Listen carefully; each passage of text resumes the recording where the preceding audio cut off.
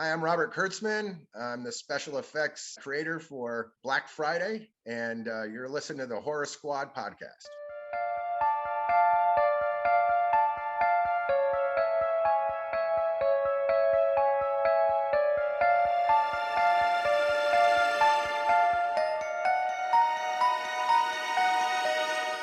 Hello, welcome back to the Horror Squad podcast. This is episode number 201. Tonight we're talking about 2001's Joyride. One of your co-hosts, Todd. We have Joe, Sam, and Steve. Joe, I think we got an interview after this, right? Yes, we do. I had the pleasure to talk to Robert Kurtzman, who is a basically world-renowned legend, makeup artist, a legend of the genre. He's won Emmys, he's won Academy Awards. It's his portfolio is just extremely impressive. Just to name a few, this is what he also directed Wishmaster as well, and he wrote the story for From Dusk Till Dawn, which ended up being the screenplay Tarantino based it off of. So this guy's really done a lot, and then his makeup career, unbelievable. So he's worked on films such as From Dusk Till Dawn, Wishmaster, Dr. Sleep, The Faculty, John Carpenter's Vampires, Scream, the Evil Dead film series, the Nightmare on Elm Street film series, the Halloween film series, the Friday the 13th film series, the Texas Chainsaw Massacre film series. So every favorite series of all time. Exactly. Jeez. Yeah. I mean, it's unbelievable. And I'm not even mentioning like half of it. And the first movie he ever did actually was Night of the Creeps. So, I mean, the dude is an absolute legend. Absolutely stay tuned. I mean, for this one, because it's going to be a great one. Yeah, and he's promoting his new film. Black Friday. That's right. Yeah. We had him on because he's promoting, of course, his new film, Black Friday, which will be hitting theaters on November 19th, and then it is going to hit VOD on November 23rd. Stars Bruce Campbell, right? Stars Bruce Campbell and Devon Sawa. Steve, were you able to watch it? I just finished it. Yeah. Okay, then me and Steve will talk about it on What Watch then later. And the elephant in the room here, you guys had a crazy listener / I don't even know what you want to call it anymore, hang out for 7 hours straight. Yeah, we did. So on Saturday, we had a 200th episode celebration where we decided to do a hangout with our Discord over on Zoom. This wasn't like, put on streaming or anything. It was just us hanging out with the listeners and having a good time. It lasted a very, very long time. We had a ton of fun, had all kinds of discussions from all sorts of stuff. I threw in 25 trivia questions to them. We talked horror, we talked all sorts of stuff. It was a really, really good time. Thank you to everyone who stopped by. I know a few people couldn't stop by, but I promise you there will be more of these. I think people enjoy them. So once in a while, we'll just kind of do a hangout and stuff. So yeah, so thank you, everyone. Also for the book club, we're reading the original Exorcist for this month, and we don't really have a set time when we're going to meet and talk about it because holidays are crazy for everybody, but I never read the Exorcist, so I'm like pumped. I'm excited for it. I'm excited too. I'm actually going to read this one, I promise. You said like 4 books in a row. Stop. You're so toxic. You ain't reading nothing, Joe. No, well, I probably won't read it, but I'm definitely going to get the audiobook for this one. All right. I'll allow it. Thank you. How are things on your end, Sam? Great. I can't stop thinking about Paul Walker. R.I.P. Walker? Yeah. He's at peak manliness in this movie, would you say? Peak sex appeal? Peak sex appeal, yeah. Not peak, I don't think. No? Running Scared, he's pretty good in that movie if you've seen it. Running Scared? I love that movie. I don't know if I have. Let me look it up real quick. That movie, actually, I think is underrated. I watched that. The Warren, what's her name from Conjuring series? The girl plays the Warren. Vera Farmiga. There you go. Yeah. It's been a long time since I've seen it. In that movie for her. Oh, really? Oh, damn. She shows a little bush. Right. What about is this peak Lily? I thought what's you've her seen name? Running Scared. Lily You Sobieski? just agreed with him. I would say yes. What'd you say, Sam? I have seen I thought- Running Scared, but I don't remember her going full frontal in it. No, she just shows a bush. It's been a long time. Kind of a strange scene. I only saw it once, and when it came out, so what was it, like 2004 or 3 or something like that? Maybe when that one came out. 2006. 6. Okay, yeah. It's a good one. Yeah, but is this peak Lily Sobieski sex appeal? What else is she in though? Glass House, great movie. Oh, Glass House. Yeah, I'll go with this one. Todd, come on. She's not She's the been in a best. bunch. I feel like she's been in a bunch. Yeah, she has. I feel like she hasn't been in anything in a while though. Maybe I'm just not watching those movies she's in though. Hmm. I know she was in. Wasn't she in 10 Things I Hate About You, Sam? Or am I thinking of a different No, teen? you're thinking of Julia thinking of another- Stiles. Well, she was definitely in like a teen drama like that, though. Oh, she's all that? Is that Never what she was Been in? Kissed. Okay, maybe that's what I'm thinking of. Drew Barrymore, full circle. Sam was on the Drew Barrymore show, so here we go. Yep. Yeah, you're right. Never Yeah, Been it's Kissed. definitely been a very, very long time since she's done a movie. The last one I'm seeing is like something from 2012, perhaps. I see one in 2018 called Americali Kids, but it's a TV Oh. movie. Okay. Is Steve Maybe Zahn she still just doesn't like rocking? acting anymore. I haven't seen Steve him in a while Zahn's a either. beast, dude. Yeah, he's in the Diary of a Wimpy Kid movies, which are like Okay. great movies. They're Nice. awesome. That Thing You Do, classic. You are doing that thing you do. It's another movie full of hot men. It's Yeah. Hot Oh, Dude Week yeah. on the show. Yep. Can't wait to hear Sam's take on the nude scene from tonight's Oh, movie. you're right. All right, you guys want to get into other questions? Let's do it. You can ask us those questions on social media at the Horror Squad Podcast or on our Discord. You know, a lot of new members on our Discord. Welcome to the group. We really appreciate it. And yeah, you can, ask us questions there. Most people do, and it's a good time. So the first question is from Black Lagoon Girl. She says, I have a question for the next pod. So she asked it last week. What subject matter on the horror genre scares the absolute shit out of you? And are there any movies dealing with that subject matter that you refuse to watch? Example, I am scared shitless of aliens, but I won't refuse to watch any alien movies. Patrick is terrified of possession movies and absolutely refuses to ever watch The Exorcist. So I Home Invasion probably scares me the most, but I actually like watching it because it's like an exercise for my brain and my survival skills, and it tells me what to do and what not to do. And the movie The Strangers still scares me every single time I watch it. It's so fucking scary. Yeah, I would think possession movies probably scared me the most growing up. I mean, as an adult, I don't really feel like anything really scares me so much anymore. So I remember the first time I saw Stigmata, like that movie really fucking scared me. Like when I saw that in theaters, and I remember I went home and like I couldn't sleep that night. So and then like Sixth Sense. So like, yeah, ghosts or possession movies were always like the ones that hit me the hardest. How long did you check your palms after watching that movie? Which one? Stigmata. Oh man, that was like, man, it was really creepy because then I came home and it was storming like really, really bad. And I walked into my bedroom and there was like a leak in the bedroom and like the ceiling was starting to buckle. Like there was like, it was like, and I was like, oh my God, I was like, there's a fucking demon like in my bedroom, Was that your parents' waterbed that you probably power it slammed was- that night playing wrestling? It was the same bedroom because we ended up like switching bedrooms and I took over that room. So maybe. Right. You never hear of parents taking over their kids, swapping with the kids. You hear siblings swapping bedrooms all the time. Growing up, like I think like I slept in pretty much every single room in that house. Like we just, for whatever reason, like my parents just moved our bedrooms around like all the time. I don't know why. Your mom probably saw like a demonic spirit and was like, all right, Maybe, it's yeah. after Joe. I gotta get him out of here. Who knows? Yeah, I don't know. I'll have to ask them next time I see them. Why'd you guys always change our bedrooms around?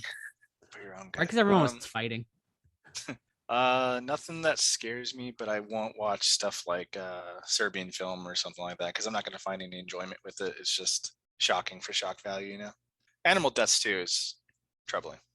No, I'm not afraid of any genre.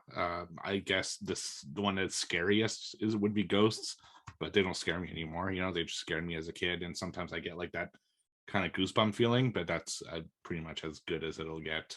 But like Todd, I won't go out of my way to watch something especially that deals with sexualizing children or like animals and shit. I just can't. It just grosses me out too much. So that's stuff I'll stay away from. But that's not because I'm scared. That's just It's gross to me. So I won't go into too much detail for Sam's sake, but I do.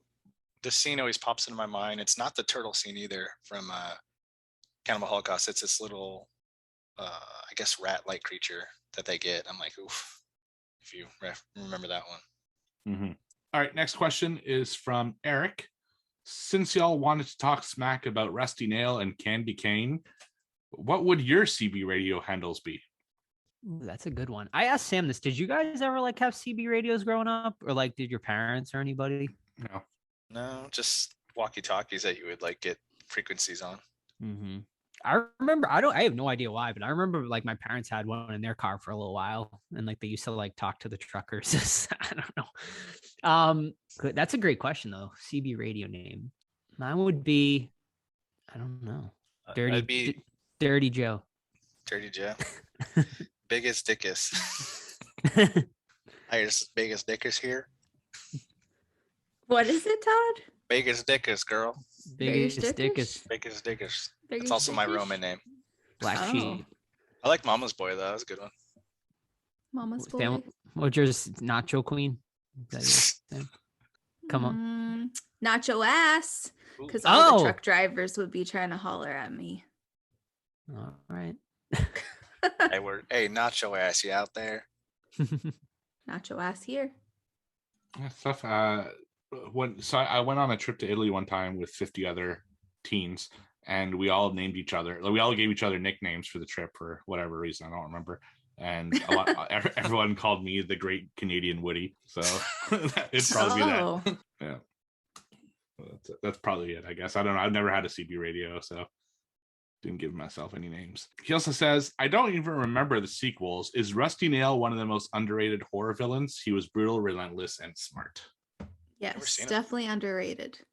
Have you seen the sequel, Sam? I've seen the second one, but I don't remember it. I think they're all just underrated based off of the first one. No?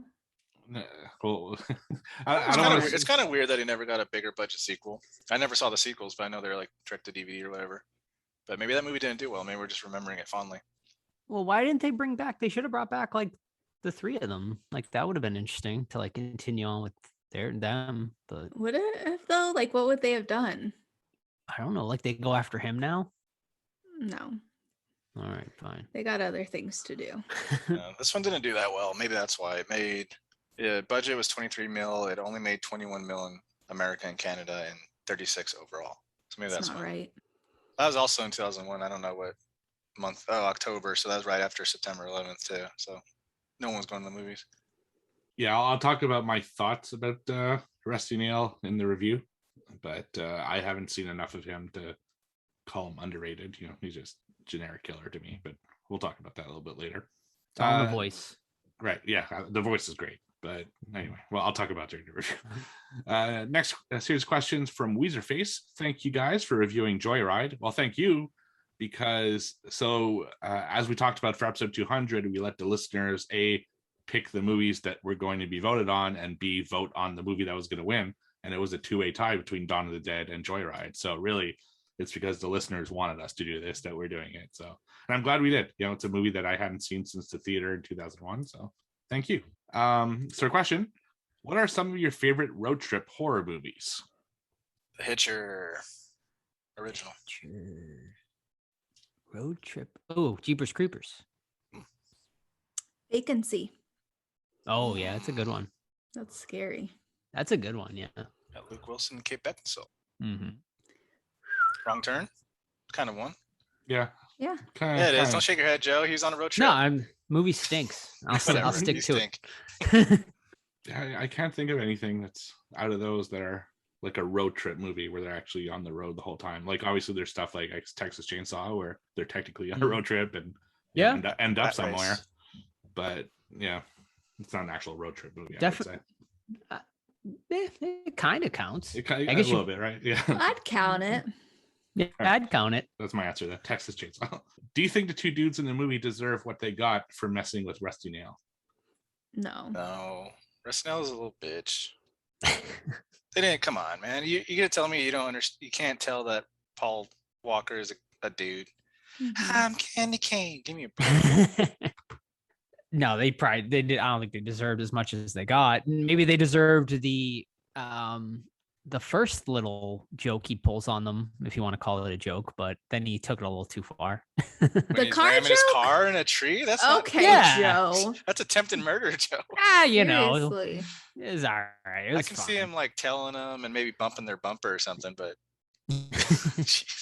Oh, yeah, I just looked up road trip horror movies. There were a few good. Hills Have Eyes. That's a great one, both the original and the remake. And then what else came up here? House of a Thousand Corpses. Do you consider that road trip horror? I guess. I mean, they're all in the same vein where they're all on a the road same, trip, yeah. stop I somewhere. count and- them. I say yeah. Mm-hmm. And Wolf Creek. Yeah. Mm-hmm. That's one that people don't talk about a lot. No. All right. Next question from horror fan Ryan. If the squad was taking a road trip, where are y'all going? Who's driving? And what kind of car are you taking? Oh, well, we're I supposed to feel be like- taking a road trip soon. I feel like Todd or Steve would drive. Probably Todd. Todd Yeah. be the driver. I'll drive. Todd's the dad, so he'll be like, "Shut up back there." You're not getting any more fries. Come on, Todd. Just another fry stop. Just went please. pee, Sam. Oh, that would definitely be Sam. Yep. I told you to pee before we left. Where are we going? Well, we're going to Monroeville, Pittsburgh. Yeah, Yeah, we are. Pennsylvania, yeah. Yeah, super that's the looking forward to it. plan. I was actually looking at hotels the other day, so Nice. Oh, Yeah. that's exciting. yeah, I can't wait. Yeah, let's get a semi nice one so we're not in the ghetto, Yeah, yeah, no, for sure. which is I where don't I know. stayed in when I went. Really? Yeah, it's not good. No, You you'll have to let me know too. then. I don't know what the Monroeville geography is like, so I don't know what's other than I guess ratings online. I'm pretty sure one of the Discorders lives super close to that. So if they can help us out, that'd be awesome. Yeah, fairly certain. It's like in the middle of nowhere, isn't it? Kind of like not very like a pretty desolate. Right? No, it's right by Pittsburgh, basically. Right. Oh, is it near Pittsburgh? All right. Mhm. I always heard Pittsburgh's though. There's not much to do or see there. Like it's just like all like If you like the factories and shit. Steelers. Yeah, it's Steel Ugh. City. I don't. I fucking hate the Steelers. And if we were going to go on a road trip together, like outside of that, because obviously we're all meeting there, it's different. But if we were going to take the car from there to California or whatever, what kind of car would be all in? Oh, Gotta get the Mystery van. Machine. You gotta get a minivan. Not even a minivan, like a full size 10-seater. There you go. A nice van. Limo. You gotta think of A gas. though. Winnebago. Oh yeah, I like that. Yeah, RV, that'd be cool. That's awesome. I don't want the A-Team van. I was a big fan when I was a kid. So, all right. So the next one is from Michelle. To add to Ryan's question, what's on your road trip playlist, and what are your choices of snacks? Well, I have a playlist on Amazon called Dad's Fire Playlist Ooh. Hi, Dad. that I play to my. Yeah, no one likes it. Let's give us a song on there, Todd. Damn it, Blink-182. Nice. Yeah. Love You it. got some Weezer. You got some Lit. Nice. Bunch of shit. Some 41. All the old classics. Yeah, Alright. I'm for that. Dad's Fire Playlist, dude. That is a fire. That is definitely a dad fire playlist right there. I love it. I would throw in some horror movie soundtrack music. Sam and No, I you enjoy listening to that. wouldn't. Okay, Okay. never mind. Then. What about you, Sam? I would go with 90s pop. That's usually what Joe and I listen to. Like Spice Girls? Is that what we're Sure, talking about? here? Spice Girls. It can be Third Eye Blind. That comes on a lot. Goo Goo Dolls, Britney and Sync, Blink comes Matchbox on. 20. Matchbox 20, like the Gotta- good old TRL days. Yep, You gotta play a Semi-Charmed Life classic. Mhm. Fantastic It's a song. great song. it is a great song. And It's I'll about throw, doing meth. I'll throw in a few, I guess. It is. How's that song like doing meth? No, it's about a about doing girl. meth. No, the song's about about a doing girl. meth. How Look it can I up, get Todd. back to the place where I fell asleep inside you? I'm telling How- you. Okay. I'm gonna. No, Maybe actually, I dissect think the it's. song later. I'm looking it up now. Yeah, and I'm gonna add a few, just I guess for the slightly older folks. I'll add some Queen, Nirvana, Got all those in my dad's fire playlist too. Okay, perfect. So there you go. I've got you Got some covered. Michael Jackson in there. MJ. All Yeah. right. We got some of the Rocky Horror soundtrack, all of it. Let's be honest. Me too. All right, and now it's we're about to hit our road trip. We got our tunes, we got our car, we got to pick up some snacks. What are we picking up? All right. So the snacks we're picking up, we're going a quick trip.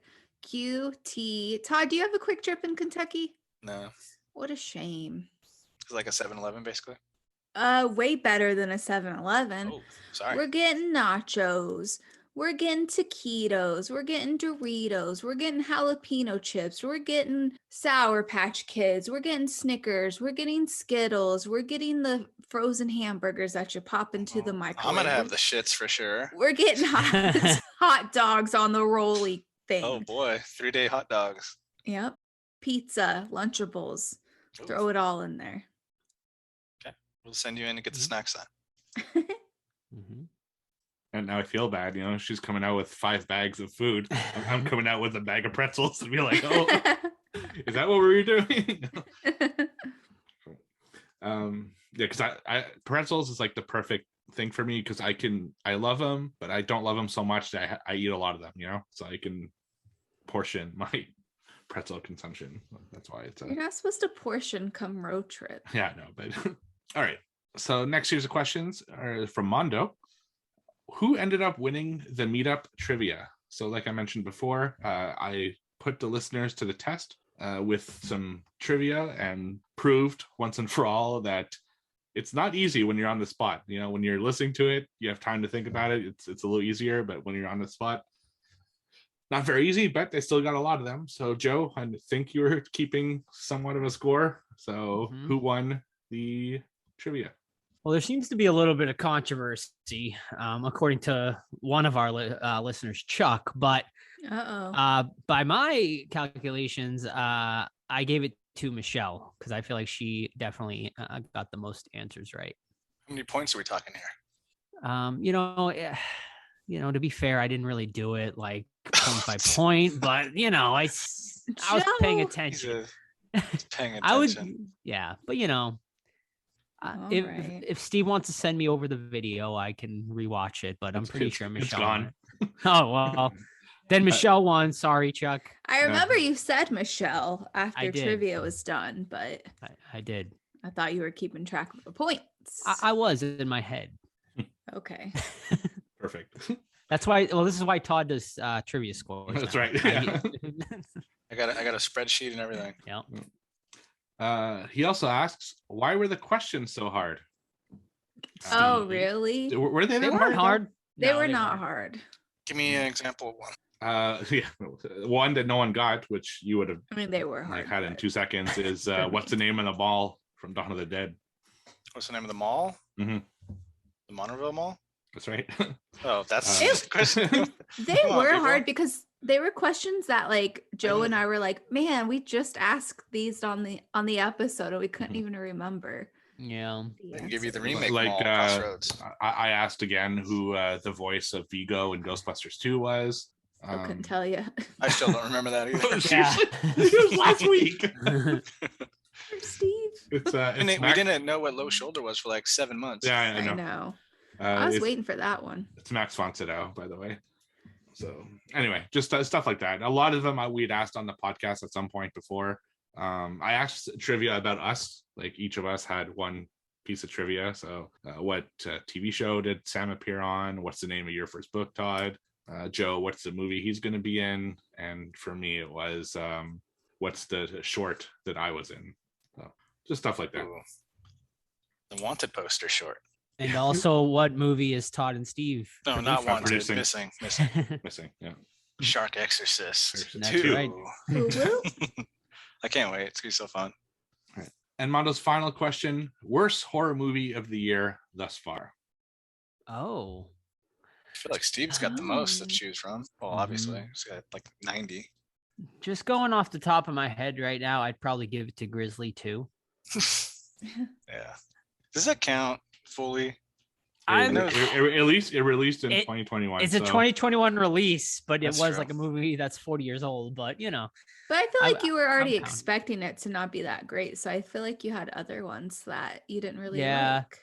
I was thinking about this actually the other day. I'm going to base my list more on like mainstream ones that disappointed me rather than like the absolute like worst stuff that probably a lot of people haven't seen. That's what I'm doing So- too. Finally. It's kind of too easy with the low budget ones. Yeah. So, I mean, I'm trying to like think. I mean, right now, like The Conjuring would be on my list. It maybe isn't the worst one of the year, but it's definitely the most disappointing for me. Yeah, if we're doing disappointed, I'd probably go Halloween because I had a lot of high hopes for that one. But it's not like a bad made film or anything. Yeah, the disappointing Conjuring 3 for me as well. Worst, I don't want to say because the episode's in like a month, but the one that's like the sixth worst, just because I have my list, is a movie called Medusa, where it's a person in New Zealand that she gets bit by a snake and slowly becomes Medusa throughout the course of the film. And the payoff is, wow, it was not good. So that is the honorable mention of the worst this year for me. So there are 5 more that I didn't like. And Grizzly 2 is in there right now. It's still my bottom 5 because woof. All right. So next question is from Odd Job versus 007. Do you think this year has been bad for quality horror movies, or do you think we've just had a long run of amazing movies that have brought up our standards? No, I just think it's been a down year. I mean, there's been some decent stuff, but man, like I remember like the last like 5 years, like I had a tough time pulling a top 10 because I was like, man, there's ones in there that deserve to be in my top 10. This year, there's going to be stuff in my top 10 that probably doesn't deserve to be in there. So, and I honestly thought this was going to be a pretty good year because I was like, oh, like a lot of stuff that was supposed to come out in 2020 is getting pushed to this year. But yeah, it's been a disappointment. And I mean, what do we have left? Ghostbusters. That's really about it. So I want to see that car movie that's getting a lot of buzz. Which one? Titan. Oh, Titanium. Oh yeah, Titan. that's There you go. the same lady who did Raw, right? I believe same director. Yeah, I think so. Yeah. What's that about? Girl has It a looks sexual wild. relationship with a car. Yeah, Oh, really? we saw a Yeah. trailer for it, Sam. We did? Yeah, it looked really weird. They didn't really tell you the plot in the trailer or anything, but We last saw night, it like within a movie? yeah, we saw it when we went and saw something. I can't remember what, but we definitely saw the trailer for it. So we But got last night in Soho too. Yeah. Yeah, Soho. Antlers. Titan, Antler.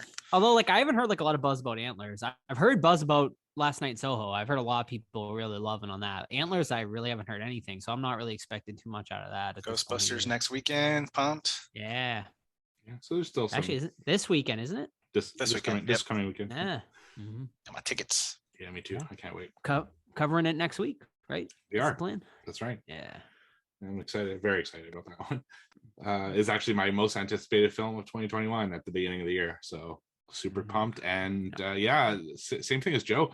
If you listen to our first episode of 2021, we're talking about the year, and our expectations were huge because all these giant mainstream films that we love got sequels this year, and just one after the other, they ended up being, for the most part, disappointments. Conjuring was a disappointment. Saw was a disappointment. Candyman was good, but definitely had some issues. Just all these big titles that we were looking forward to just weren't doing it. So I think it just happens to be a shitty year, to be honest. Do you think it's because we've been sitting on them for too long? Like we got the trailer and then I don't think came so, out for like a year? because I think if I had seen those movies last year, I would have had the same reaction to them. They just weren't great. So Yeah, like one that pops in my head from last year is like Anything for Jackson, which I think like this year would probably be like my number 1 or number 2. And last year, I don't even know if it made my top 10. Like it might have been honorable Didn't. mention. No, it was not Yeah. honorable for you. I think it was like Yeah. 7 for me. Mm-hmm. yeah, it's too bad. All right. Horror Farmer had another question, actually. Have any of you actually ever used a CB radio before? So you said your mom had one. Joe, did you actually use it Yes. yourself? No, I was like way too young like to do it, but I remember like my mom would like get on and like try to rile up the truck drivers. Like talk shit she- to him. Like no, she'd like try to like turn them on. from what I remember. Like What? she'd use like a sexy voice or something like that, and then we'd all Duh. laugh. Has Yeah, she seen Joyride then? Because that's like she up her probably alley. has. She probably has seen Joyride. This was like pre-Joyride for sure. All right. And the last series of questions are from Chuck, Captain Amazing 85. And we're going to try something new this week. It'll be our first Horror Squad audio question. So he recorded the audio, sent it to me. Hopefully I can plug it in. So here it is. Hey, Horror Squad. This is Captain Amazing 85, aka Chuck, with some listeners' questions from me, a listener. So, first question is, what was your first car? 98 Frontier truck stick shift. Nice. Which 90. learning how to do a stick shift sucks until you get it, and then it's easy. Mine was an automatic 91 Honda Accord, and his name was Harry the Honda. I don't remember what year mine was. I want to say maybe 84, but it was a Toyota Camry. And I remember when my mom was driving it, I was always so embarrassed. And I would like act like I dropped something in the, in the floor of the car. And I would act like I dropped something, or I would tie my shoe every time we passed like all of the neighborhood kids. And then I think my mom saw and she felt really bad. So then I stopped. But we always got made fun of for that car. Then I had it in high school and I was like, I hate my life, because everyone had like Eclipses and Honda Civics and Cavaliers. I remember like everyone thought Eclipses were so cool, like in high school. Yeah, I dated a guy in high school who had a yellow. Well, no, sorry, I thought you said Cavalier, Joe. Sorry, never mind. No. And mine What was did he have? Oh, He had a Cavalier and it was like fucking yellow, and he put a Was it big ass cool? ugly he put a big ass ugly spoiler on it. I was like, what the fuck are you doing? This is like no. He thought he was cool. Hey, it worked. You still dated him. Yep. Nuh-uh, that's when I stopped, because I was like, ew, you're kind of gross. Like he was just doing it to like look cool for other people. I was like, yeah, what a turn off. mine was a 97 two-door silver Honda Civic. So that was my first car. Honda Club. Yeah, it was great because in high school I was one of the only ones with a car, so that definitely helps your reputation when you're like the only one who drives, because I got my driver's license the day I turned 16, so I wasted no fucking time at all. I did my courses before I was 16 in anticipation of doing the exam on my birthday. So yeah, it's a good time. And that's how your career of being a ladies' man started. If I could still access my MySpace, I would post pictures of me with my Honda, because I definitely took some photos with it, but I definitely don't have any photos anymore. I tried to access my MySpace like a couple years ago, but it's like, if you don't know your password, you're fucked. Like, because it's like, oh, well, you send it to your email, like fucking joemanrock at fucking comcast.net or whatever. I was like, I haven't had that email in 20 years. Even if you just do like the URL, like myspace.com / whatever your. Yeah, you can go to your profile, but it doesn't have like all your pictures and stuff for whatever reason. Like it only has like certain ones. Mhm. So How do I you do think that, you need Sam? What is it? Like you just MySpace.com? go. Yeah, then / whatever your username was, Oh, I I think. didn't even know what my username was. No. Maybe my you could full you name. could probably search your name and then like Page not found. MySpace. Never mind. Yeah. Most of them probably don't exist anymore. But hey, MySpace is still like one of the most visited websites, because like it's really still popular in other countries. That's crazy, and popular among like the music industry or something. Like it's a Well, JT, because JT owns it, right? yeah. He bought it. Yeah. All right. Second question, is there any vehicle from horror that you would absolutely love to own? Like, what is your favorite horror movie vehicle? Dead Reckoning from Land of the Dead. Nice. Movie sucked. You suck. Second time I'm gonna say it tonight. You suck. I know. I'm trying to piss Todd off tonight. Tell him, Todd. That's a great question. I mean, Christine is like the obvious answer. Kill you though. That would be badass. Well, I mean, am I getting the actual vehicle, or am I just getting like the prop? Like You're getting the actual vehicle. It'll Oh, turn you shit. cool, but also kill you in the process. Oh shit. All right, then maybe I'd go with I'll go with the I don't fucking know. I don't know what I would pick either. I'm trying to think of like cool cars. Yeah, if you count it, for me it'd be the Ecto one, even though it's a piece of shit because he's constantly having to repair it in the movies. But yeah, it'd still be the Ecto one. I fucking love that car. it's great. All right, his next question. Third question is, what is the longest road trip you've ever taken, and to where? Well, this is an easy one. Sam and I can probably use the same answer. Kansas to Massachusetts when Sam moved here. I flew down there and then we drove back together with the dogs. How long was that? Without like if you were just going straight through like 25 hours. But we had to keep stopping to let the dogs out and stuff. But we still did drive straight through pretty much. It took us about a little over 30 hours. I drove the most, just saying. She drove through the entire state of Ohio because, as people know, I'm a wanted man. I drove all the way.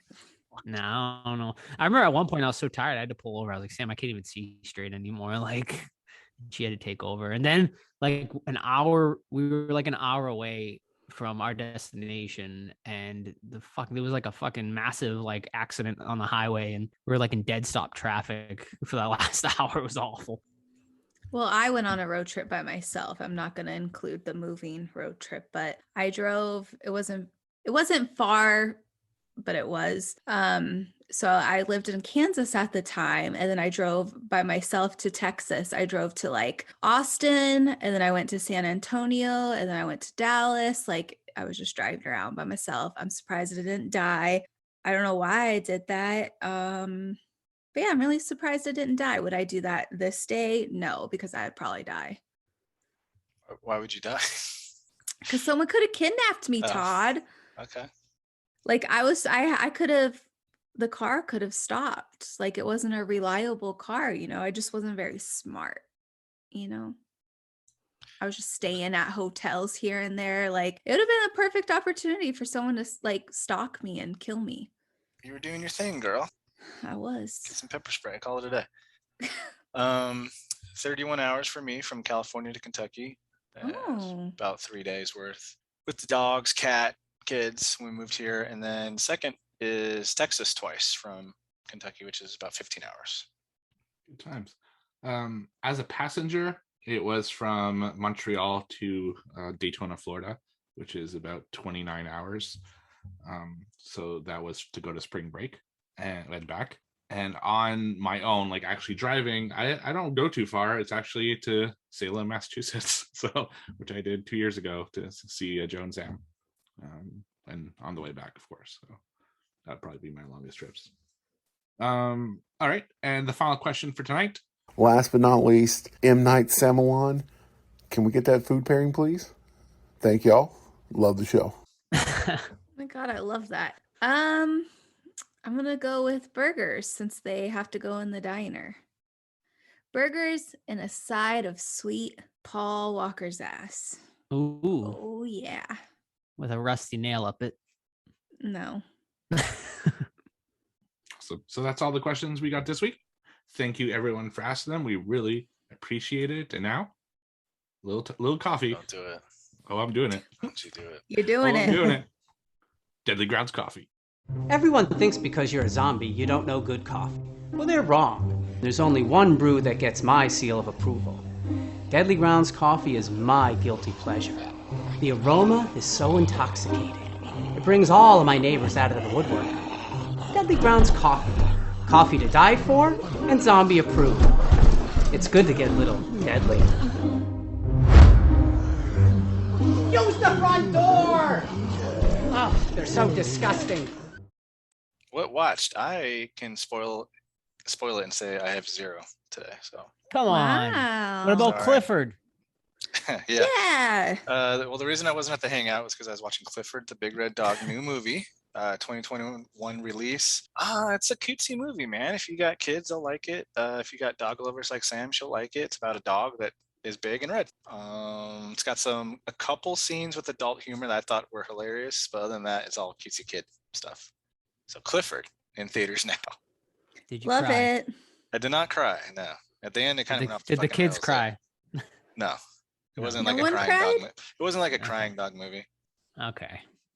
I remember, what did we watch, Sam, where like we both like bawled our eyes out? Oh, A Dog's Purpose. Is that what it was Yeah. called? Yeah.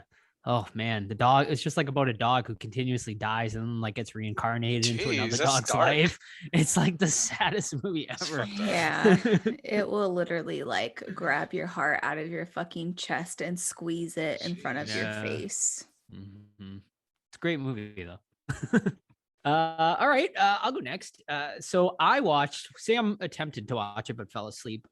Escape Room Tournament of Champions, directed by Am Robitel, who came back from the original. And this one is pretty, similar sort of storyline. So the movie starts where we get as previously on Escape Room, which I thought was interesting. It literally showed like the entire first movie in like, which Strange. I haven't seen that in a while. I'm like, wow, this is kind of bizarre. I was like, why the fuck do we need a recap for the first movie if we're watching the sequel? But so yeah, basically we the two survivors of the first escape room come back, the girl and the guy, I don't remember their character names, but they come back and they are heading to go take down this organization or whatever when they end up back inside of the escape rooms, but this time they're with people who have also been involved in the escape rooms, to where one of the characters is like, what is this, like a tournament of champions now? So that's like the dialogue you get in this movie.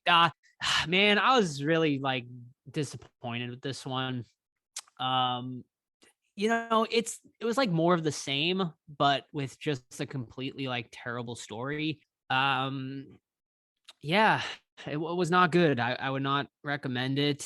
And apparently there are two different movies here, which Steve and I discussed off the air. Apparently the theatrical version and the at-home version are two like totally different movies, different characters, different endings. So I'm a little curious, honestly, to see what the theatrical version was. But the new character introduced in the at-home version is Isabel Furman, who I believe that's her name, who most of you would know for Orphan. She is like a big character in this one, and her character is just terrible in this movie. So yeah, bad movie. Probably, it won't make like bottom of the year or anything. It's more, I would say, more like middle of the road for me this year, because there is some fun to be had here, like if you just turn off your brain, because the escape room stuff is pretty fun. Like, I did enjoy those parts of it, but everything else is just terrible.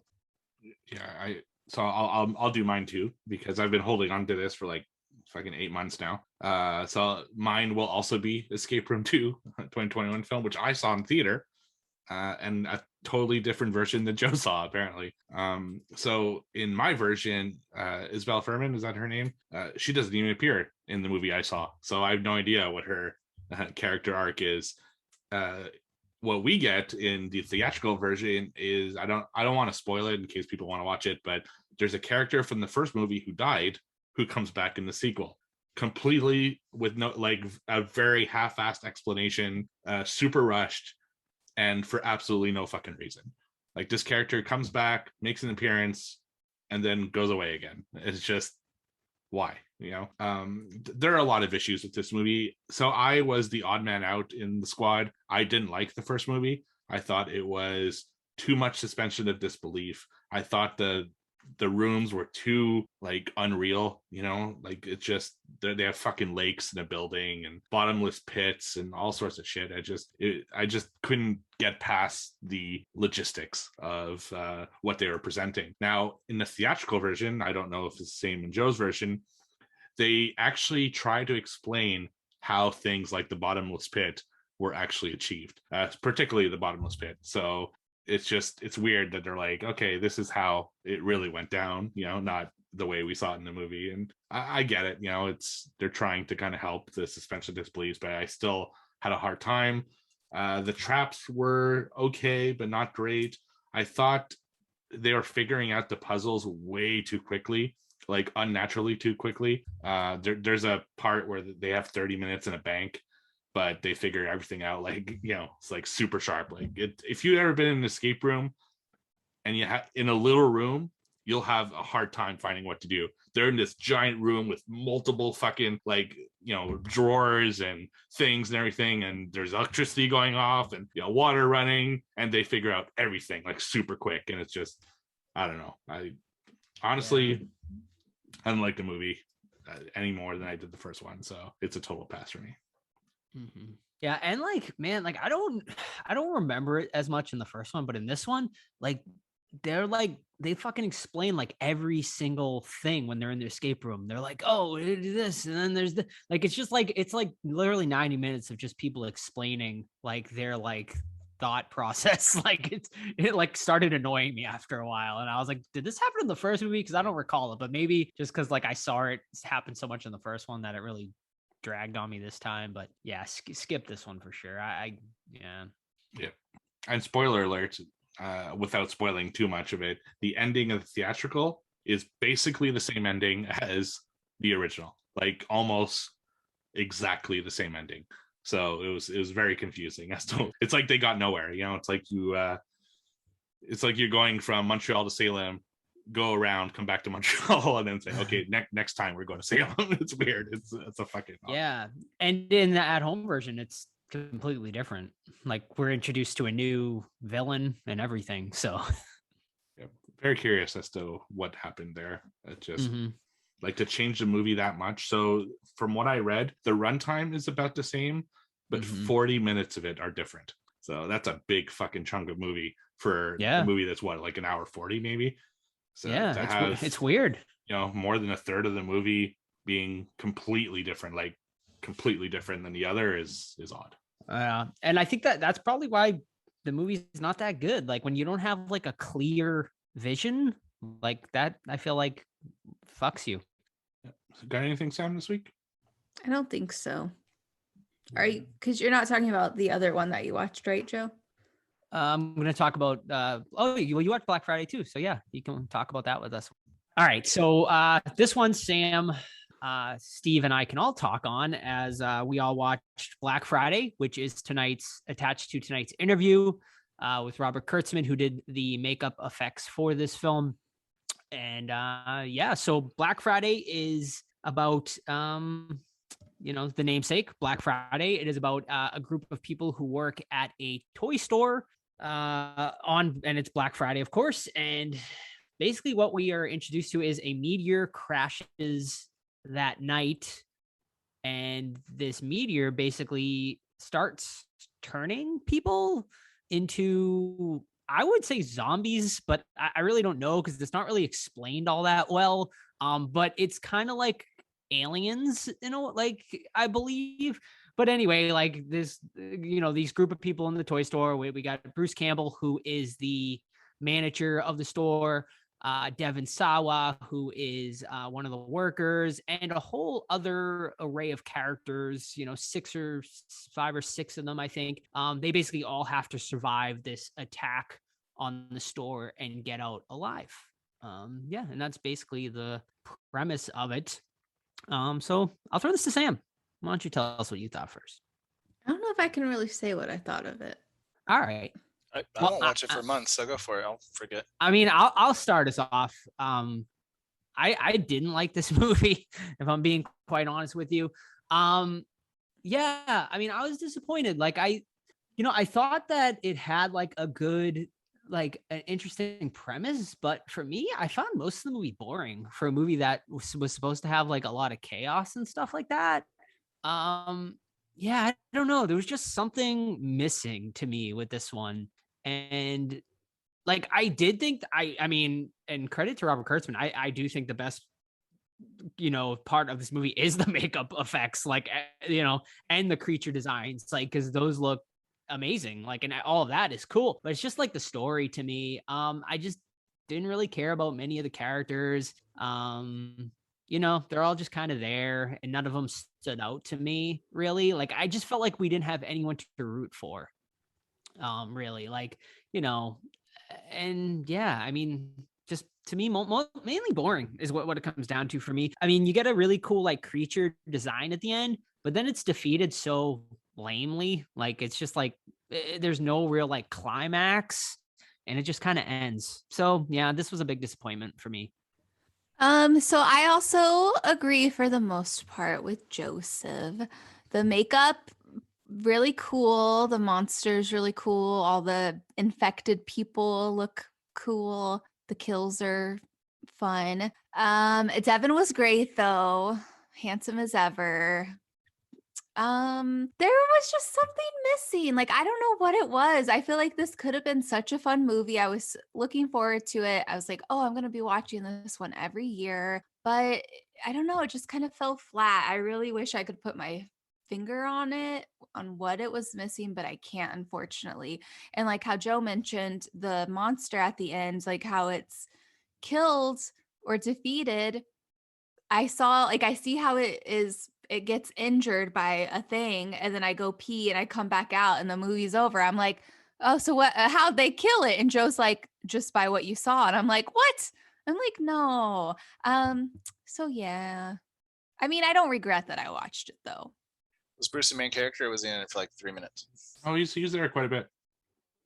I would say the main character, but he's definitely like a good portion of the movie. I agree with Joe and Sam.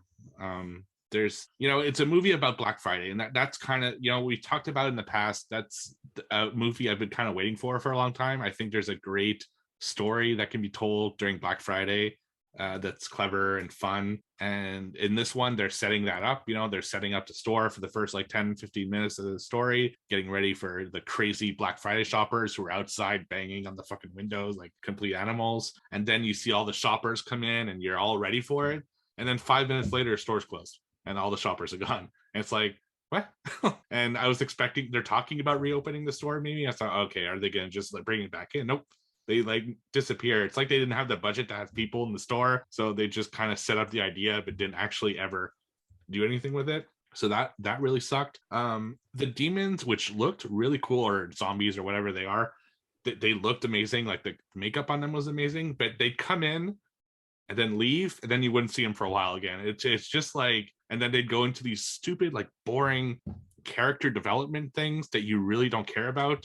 Like Devin Sawa's character, like having alcohol in the bathroom stash because of whatever, and then like his relationship issues, and it would go into these like weird long like tangents of people's relationships, and it's just, I don't give a shit. Like, why are you talking about this? There's an apocalypse going on right outside your store, and you guys are spending time arguing about the most mundane shit ever. It was lacking a lot, and it's too bad because there were moments of brilliance where you're thinking, oh, this could be a cool movie, but overall it just wasn't, and it's a shame. Yeah, I mean, Bruce, like, yeah, I thought Bruce was going to be in it for, like you said, talk for a cameo, but he is in it for the majority of the movie, and he does his Bruce thing in it, and he's fine in it. Honestly, I thought like the cast like was fine. I just don't think they had a lot to go off of, really. Yeah, it's funny. So Bruce, he does like the voiceovers like on the mic for the store, like announcements and stuff. I thought for sure he would stay in that room the whole time because that's all they could afford, type of thing, but no, once I saw him come out and actually like join the cast, I was like, oh, okay, cool. Thank God. So no, it was Bruce. Didn't even recognize him at first. Really? Yeah, I think I was just so excited about seeing Devin, and then halfway through I was like, oh shit, I didn't even realize that was Bruce. And Joe's like, really? I'm like, yeah. Yeah. So it was a bummer, unfortunately, but still stick around for the interview. Thank you, Rob, for coming on. Oh, I mean, like you said, his makeup effects were really awesome. They really, that was really the highlight of this film. Is whenever when the creatures were on screen, the movie was good. Yeah, but they weren't on screen all that much. So that's I think also like the fact that we don't really have a main character in this makes it suffers because like you don't know like who you're supposed to be Devin's rooting. Supposed to be the main character, I guess, but is he though? Because like because we see that he's like a single dad, or he is co-parenting with his ex-wife. He's been at this job for how many years? Like 10+ years. He started when he was a teenager. He's like in his late, I don't know, 30s. Maybe it's been longer. Maybe he's been there for 20 years. I don't fucking know. Anyway, he's been at this job working there all the time.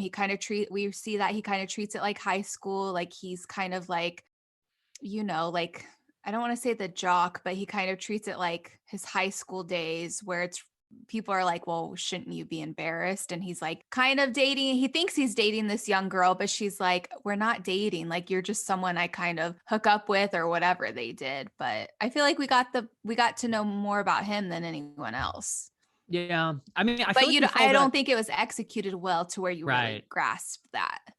Yeah, because I feel like we followed that other kid for a really long time too. The one from Goosebumps there. You told me that other kid there. Yeah. So like, I mean, I feel like just, he's kind of the main character. Like, he would be under Yeah. Devin. all right. Because you kind of get an opening scene with him being, Mhm. Yeah. his parents are kind of shitty. Like, so yeah, I don't know. Yeah, and the whole ending. I won't talk about it again because you guys both covered it, but the whole ending was stupid. Yeah. All right, so my last one this week is a 2021 film that I watched over on Netflix, and that's There's Someone Inside Your House. So this is a story of a graduating class at a high school, and there's this like jock football guy, and he going to his football game, but all of a sudden he wakes up and his house got broken into. So he kind of looks around the house, he goes into a room, and there's pictures of him like doing something really bad to another student during a hazing, and it's all over the wall and stuff. And then this hooded figure comes in with a mask of that guy's face, and he kills him. And then the high school is like mourning that guy, and it starts happening again, where this killer who wears the face of the person he's going after exposes their deepest secret to the rest of the school, and then kills them. And so it becomes kind of a whodunit / kind of teen, horror film, a little reminiscent of something like Scream or things like that. Honestly, this was better than I expected. There's some cool kills. There's some like genuine mystery as to who did it. It's interesting to see people's like secrets revealed and kind of the reveals that come out throughout the film. And overall, I thought it was a pretty good film. Like I enjoyed watching it. I sent a message like to Sam saying that this was one she would particularly like. I think for me, it didn't quite make my top 10, but it came pretty close. It's like my top 15 of the year so far. So I would say this is one to watch, and that's There's Someone Inside Your House over on Netflix. All right. Sounds like we'll have to watch it this weekend, Sam. Yeah. Okay. I really want to watch I really want to watch is it The Deep House? That one sounds cool. It just came out. The Deep House. What's that? Yeah. So it's about it says while diving in a remote French lake, a couple of YouTubers who specialize in underwater exploration videos discover a house submerged in the deep waters. I saw the trailer for that. Sounds cool. Something. Yeah. It's it's it called just came out. The Deep House. The Deep House, yeah. It's like I think it's supposed to be like a haunted house underwater movie or something. Yeah. I'll add it to my list is starting to grow of things I'm trying to polish off for the end of the year. And then I've also heard of here's one for you, Steve, maybe The Medium, a horrifying story. I talked about it last week. Oh, you did? Okay, maybe that's why I have it saved. It was on my watch last week. All right, that's on my list, and I was like, okay, that's why I put it on my list then. Yeah, it's definitely one to watch. A little slow at the beginning, but the second half is worth it. Yeah. Wonderful. Is that all you guys got? That's it. All right, pull them trivia questions out, and the Deep House has a 2.5 right now on Letterboxd. Okay, that's not awful, not great, See? not great, not terrible, as that guy in Chernobyl says when they're looking at the levels. Oh yeah, the evil guy that denies everything. He's like, not great, not terrible, and then the fucking thing melts down. Right, the fucking asshole. All right, this is game number 44. I'm currently in the lead with 108. Steve, second place, 104. Joe, third, 101. Sam, 72. Boys, girl, are you ready? Let's do No it. drink tonight though, so. Boys, girl, Jeddah. Jeddah. Who would like to go first? I'll go. Ooh, All right, Daddy Steve. So all of mine this week are from Kayla. Shocking. Actually, Kayla. Trivia brought to you by Kayla. Kayla, right? So the first one in the film Near Dark. So Todd, you should hopefully know this one. Who killed the bartender in the bar massacre scene? That would be Bill Paxton. His character name. Do you remember? Doesn't count. I don't know. Starts with an S, I believe. Sever. Or No, it's close enough. It's it? it's Severin. But yes, it's a great movie. I keep saying it, man. It's a great movie. Is that where Severin came up with their the company came up with their name? I wonder. I have no idea. Not spelled the same, according to her anyway. So maybe. Right. Who hasn't seen it on the show? I don't think I've ever seen it. I haven't. Oh my gosh, Sam, you love it. What's it about? Vampires. Road trip horror. It was on my list. It was on the Actually, list. it is a road trip. Yeah, I mean, the basic plot is this guy, younger dude, sees a hot chick, and he doesn't know she's a vampire, bites him, and then they take him into their brood, but they have to travel around and shit. And it his dad is trying to get him back. It's pretty good. Oh. He's got Bill Paxton, so he's crazy. Lance Anderson, it's good stuff. All right, I'll go. Cujo was infected with rabies. Where did he get bit? His leg. Leg is on the board. His face. Face is on the board. His neck. Neck is on the board. I'm gonna give it to Sam. It was nose. I haven't watched Cujo in a long time. And he got bit. either. What did he get bit by? A skunk? I think it was or a bat, something? wasn't it? Bat? Yeah, Mhm. maybe. I don't remember. I can't. It's been a been a while. minute. Yeah. All right, I'll go. First question comes from Kayla. What is the name of the bar that George Lutz goes into when he meets his friend Jeff? The Slaughtered in Amityville Lamb. Horror? Oh, I thought you were going with American Werewolf. In what? Sorry. Read it again. What is the name of the bar that George Lutz goes into when he meets his friend Jeff in the Amityville Horror, the original, 1979? Moonlight. No idea. I have no idea. Yeah, it's a spooky name. I'll give you that. Dead Zone. No. The Haunted Bar. Night Owl. The Amityville Bar. Yeah. The Spook House. Sam, That's a cool title. it's actually the name of a bar in Salem. Ooh, dig deep. Oh, it is? Yeah. Sort Lost of. Souls. The Scorpion Bar. The Bar The- Bar. It is called the Witch's Brew Bar. Oh, Oh, that's fun.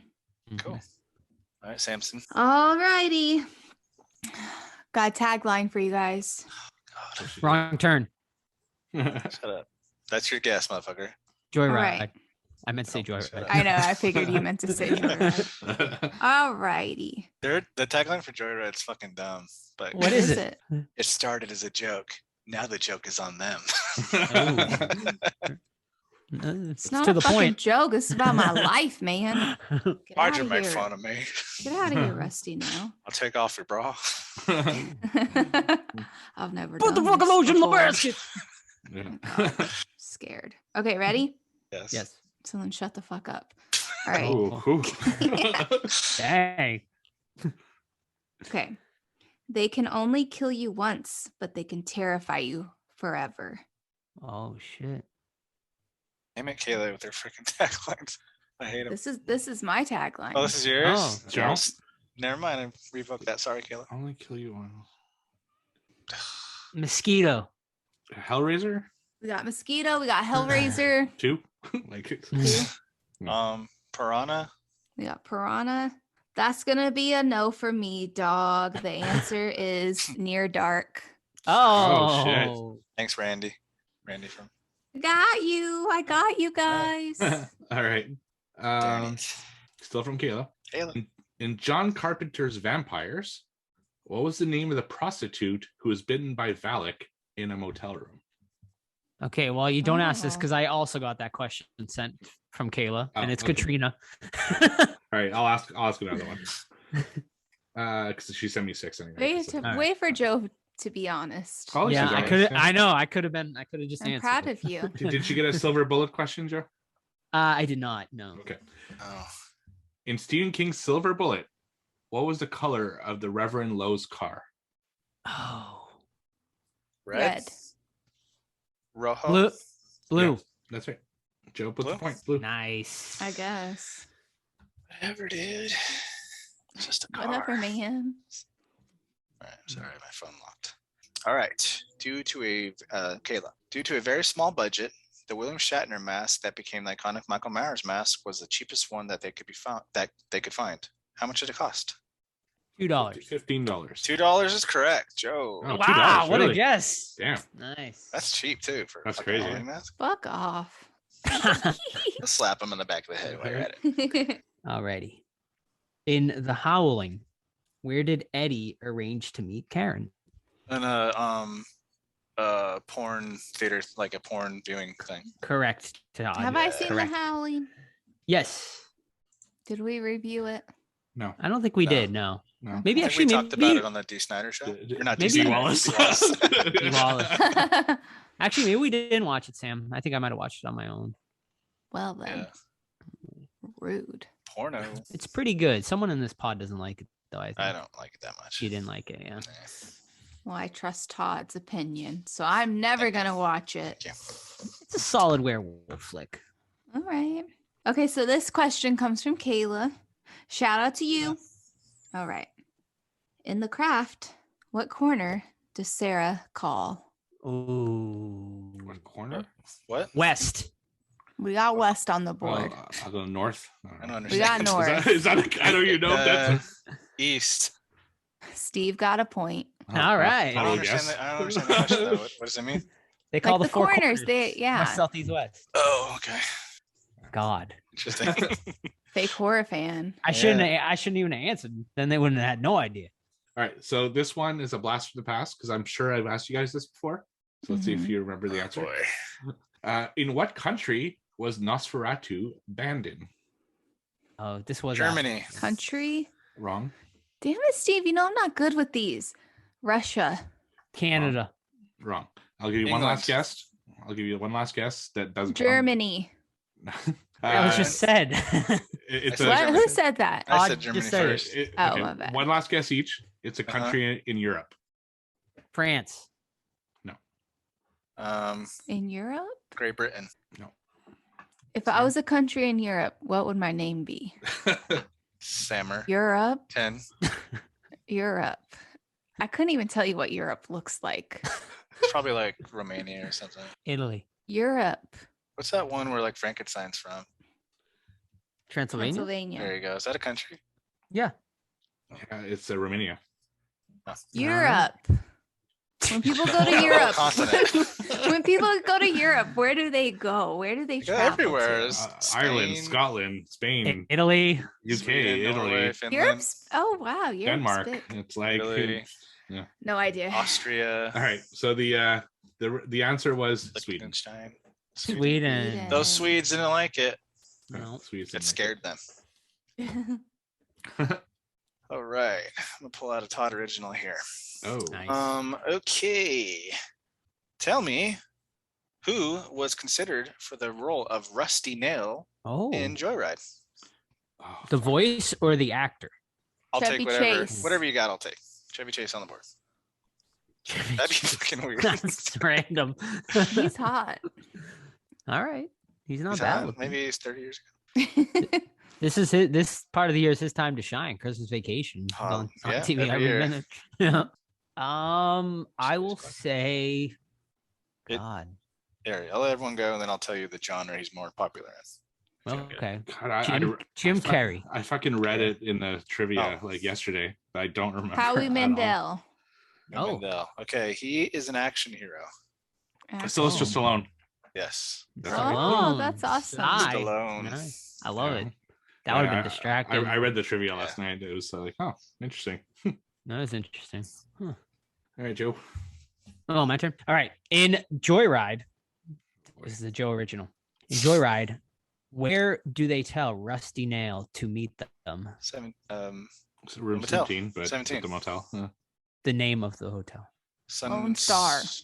Sam. with Ooh, the correct yeah. answer. Really? I didn't know if that Hello? was the gas station. No, the Lone Star Motel. All right. Very good. Heck, I'll meet Paul Walker as a ghost in the hotel room. Oh shit. All right. Too soon? No. No, that's a lot of time's passed. All right, Sam. Last question. All right. Okay. All right. What is the subtitle of The Howling 2? Oh Jesus. Oh, fucking no. Electric Uh, Boogaloo. The Reckoning. The second one. No, actually, I think it's The Awakening. Is it The Awakening? No. No, bummer. Boo. I've never seen the Think sequel. about what it's about. The Howling. The The Howling Howl. too. The Werewolves Howl. Return. All right. More howling. Howling. The Wolf. More howling. The Howl. answer is Wolf. Woof, the woof. answer is your sister is a werewolf. Seriously? Really? I would never have guessed that. That sounds Ter- terrible. It's like a Goosebumps book. Yeah, right. Yeah. I have a bonus Lame. question. Are you guys up Boner. for a bonus? Yes, Yes. always. Should I make it a 2-point question? No. Oh, It's too close for that. No? No. Okay, well, it was a 2-point question. Let me see if I can make it into a 1. You can still ask it and just make it one.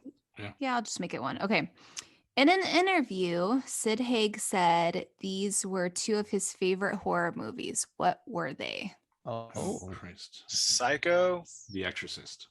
and Jaws. Psycho and Jaws. Psycho and Jaws, and The Steve Exorcist. said I'll go. Maybe he's a Ghost fan. I don't know. Exorcist and Poltergeist. all right. Texas Chainsaw Massacre That makes sense. Like, and The Hills Have Eyes. You guys were so close, but not Oh. really. House of Wax. He was there Oh. opening night. He said it scared the crap out of him. The It was Paris one of Hilton the version. first 3D Paris Hilton movies version, that he yeah. saw. Are you listening to my little I am facts? saying. Sorry, go ahead. Taylor's facts. And then Cujo, No? Sid said, just think about a 200-pound dog trying to eat your car. Mm-hmm. Yeah. I like it. R.I.P. R.I.P. Sid. R.I.P. Yeah. Sid. And stop fucking with his wife, people online. Damn, dude. What are seriously? they What's doing? happening? They troll her like constantly Hey, About what? about Sid being dead and stuff. It's like pretty sad.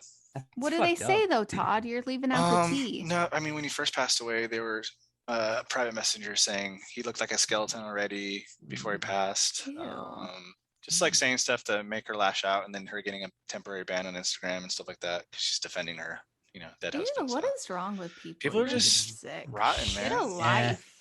It's just the internet, man. It's like everyone's anonymous, so people just write shit. Yeah. That's just fucking do Yeah, something you about feel that. bad about your dumb self, losers. Loser fuck. Mhm. Like imagine if it wasn't like anonymous and like it had People your would be- actual name and It face. would be nice. Yeah. It wouldn't be clean because we see people with their actual name like still talk shit, but it would be a Yeah. lot better. Be a lot It would. better. Mhm. Mhm. Maybe we should do that. They should find a way. I yeah. like that. Yeah. I do too. Internet Yeah. name was only your actual name. It's like they already have the information, so might as well. Mhm. You know what I mean? Mhm. All I right. like it. All right. All right, that concludes tonight. Twos across the board. I'm still in the lead with 110, Steve 106, Joe 103, Sam 74. We're almost there. Woo People at woo. the end of the line. Let's see what happens. Joyride? All right, Joyride cane. 2001. Track to Wait. buy. Yep. Before we start, can everyone give their best candy cane impersonations? Candy cane. Oh, I thought you. Oh. I'd Oh, actually wait. candy cane. Oh, that's No, Rusty candy Nail. cane. Hi, Not Rusty Rusty Nail. Nail. I want Yeah. you tonight. God, that was uncomfortable. Yeah. Hey, Rusty Nail. Don't forget that pink champagne, baby. That was pretty good. I like to imagine that they're right next to me. What would you do if you're sitting right next to me? That's pretty good, Todd. I would touch your shoulder. Low shoulder. Oh, show. Take off your bra. He's such a fucking nerd, dude. He Aw. deserved to get fucked with. Sam, let's hear it. Who am I doing? I'm doing candy cane. Actually, Oh, you yeah, do the you should guys. do Rusty No, Nail. no, Yeah, you should. you should play You that. should do Rusty. Yeah. You guys got really excited about Right. that. Okay, what is he? Oh, candy cane. Anyone seen candy cane? What's Love the it. other guy's name? Black Sheep. Black Sheep and Mama's Boy. Black sheep. Yep. Black Sheep. Candy cane. Tell me why the girl's in the room with your brother. No, it's not great. All right, This is great. Joyride. 2001. Joyride. Directed by John Dahl. Written by J.J. Abrams. All right. 3 young people on a road trip from Colorado to New Jersey talk to a trucker on their CB radio. Then must escape when he turns out to be a psychotic killer. So we got Paul Walker, He's a lonely college boy, and he's talking to Lily Sabinski. Sorry, she just broke up with her boyfriend. They're long-term friends. They're long distance. She's at college. He's at college, but they're separated from a lot of miles. And she's like, I wish I could just like get out of here. And he's like, I have a car. And then he buys a fucking car. He sells his plane ticket, goes to meet her up. But wait, Steve Zahn, the brother, he's a little bad boy. He's in prison. He's in jail. He gets arrested constantly. So Paul Walker's like, I'll go fucking pick up my brother. He's older than me. He's a loser. He picks him up. They go on the joyride together. But Steve Zahn, he buys a CB radio just to fuck with people. He's a little jokester. So he starts messing around. He's like, tells his brother to like act like a girl and see if he can get like some truckers to bite and play around with them. Lo and behold, we got Rusty Nail, voiced by Ted Levine, right? That bites on it, and he's obsessed with candy cane, and he's like clearly a horny old dude with anger issues. They tell him, hey, meet me up at a motel so we can bang it out, but they give him a wrong room. They actually give him the room of a guy that is a prick at the motel death station, racist prick. So Rusty Nail shows up, severely assaults the dude in the wrong room, sets him on a path for revenge against our boys because he's like, why'd you make fun of me? I'm sensitive. And that's it. First time, long time, man. I watched a lot on tape as a kid or younger teenager, whatever. So first time, long time, and it's got some good tension in it, man. It's got some issues with it that are like kind of like the era problems, like the 2000s problems. But overall, I thought it was a fun movie, and I guess I'll just leave it at that. I just saw that this movie was directed by the guy who did Rounders, which I don't know why I found that interesting, but that movie is fantastic. If you've never seen Rounders, the poker, yeah, with Matt Damon. Mm-hmm. This was actually his follow. This was actually his follow-up. Great movie. Edward Norton, Matt Damon, great movie. But anyway, Jack to Joyride.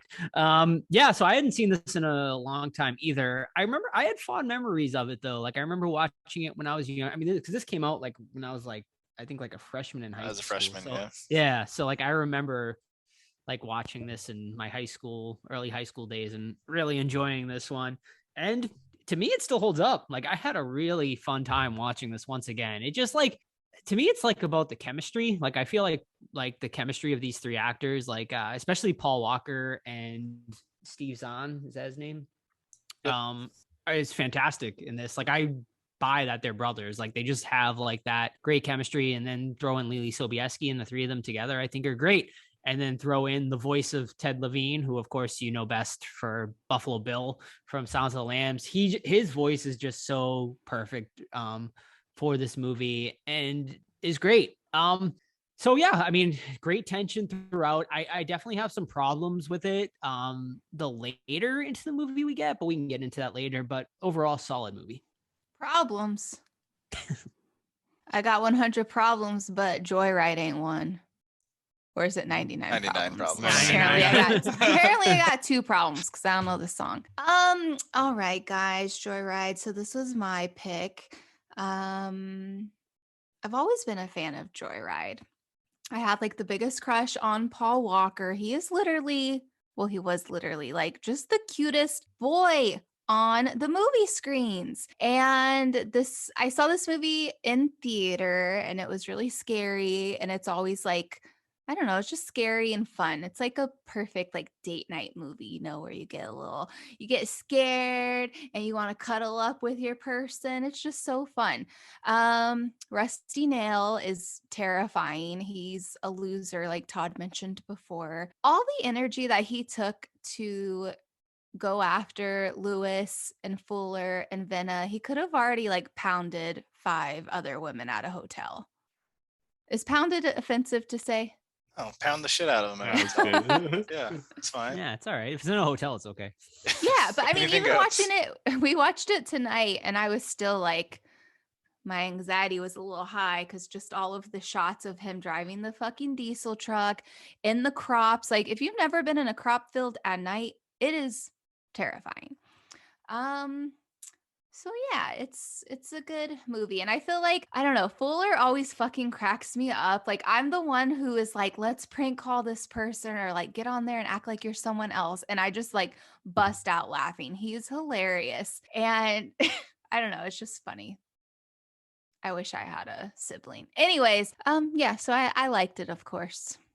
Yeah. I hadn't seen it since I saw it in theaters in 2001, so it had been a long time, and I enjoyed it. It was like, for lack of a better term, it was a fun ride. I thought there's good tension. There's some genuinely funny moments.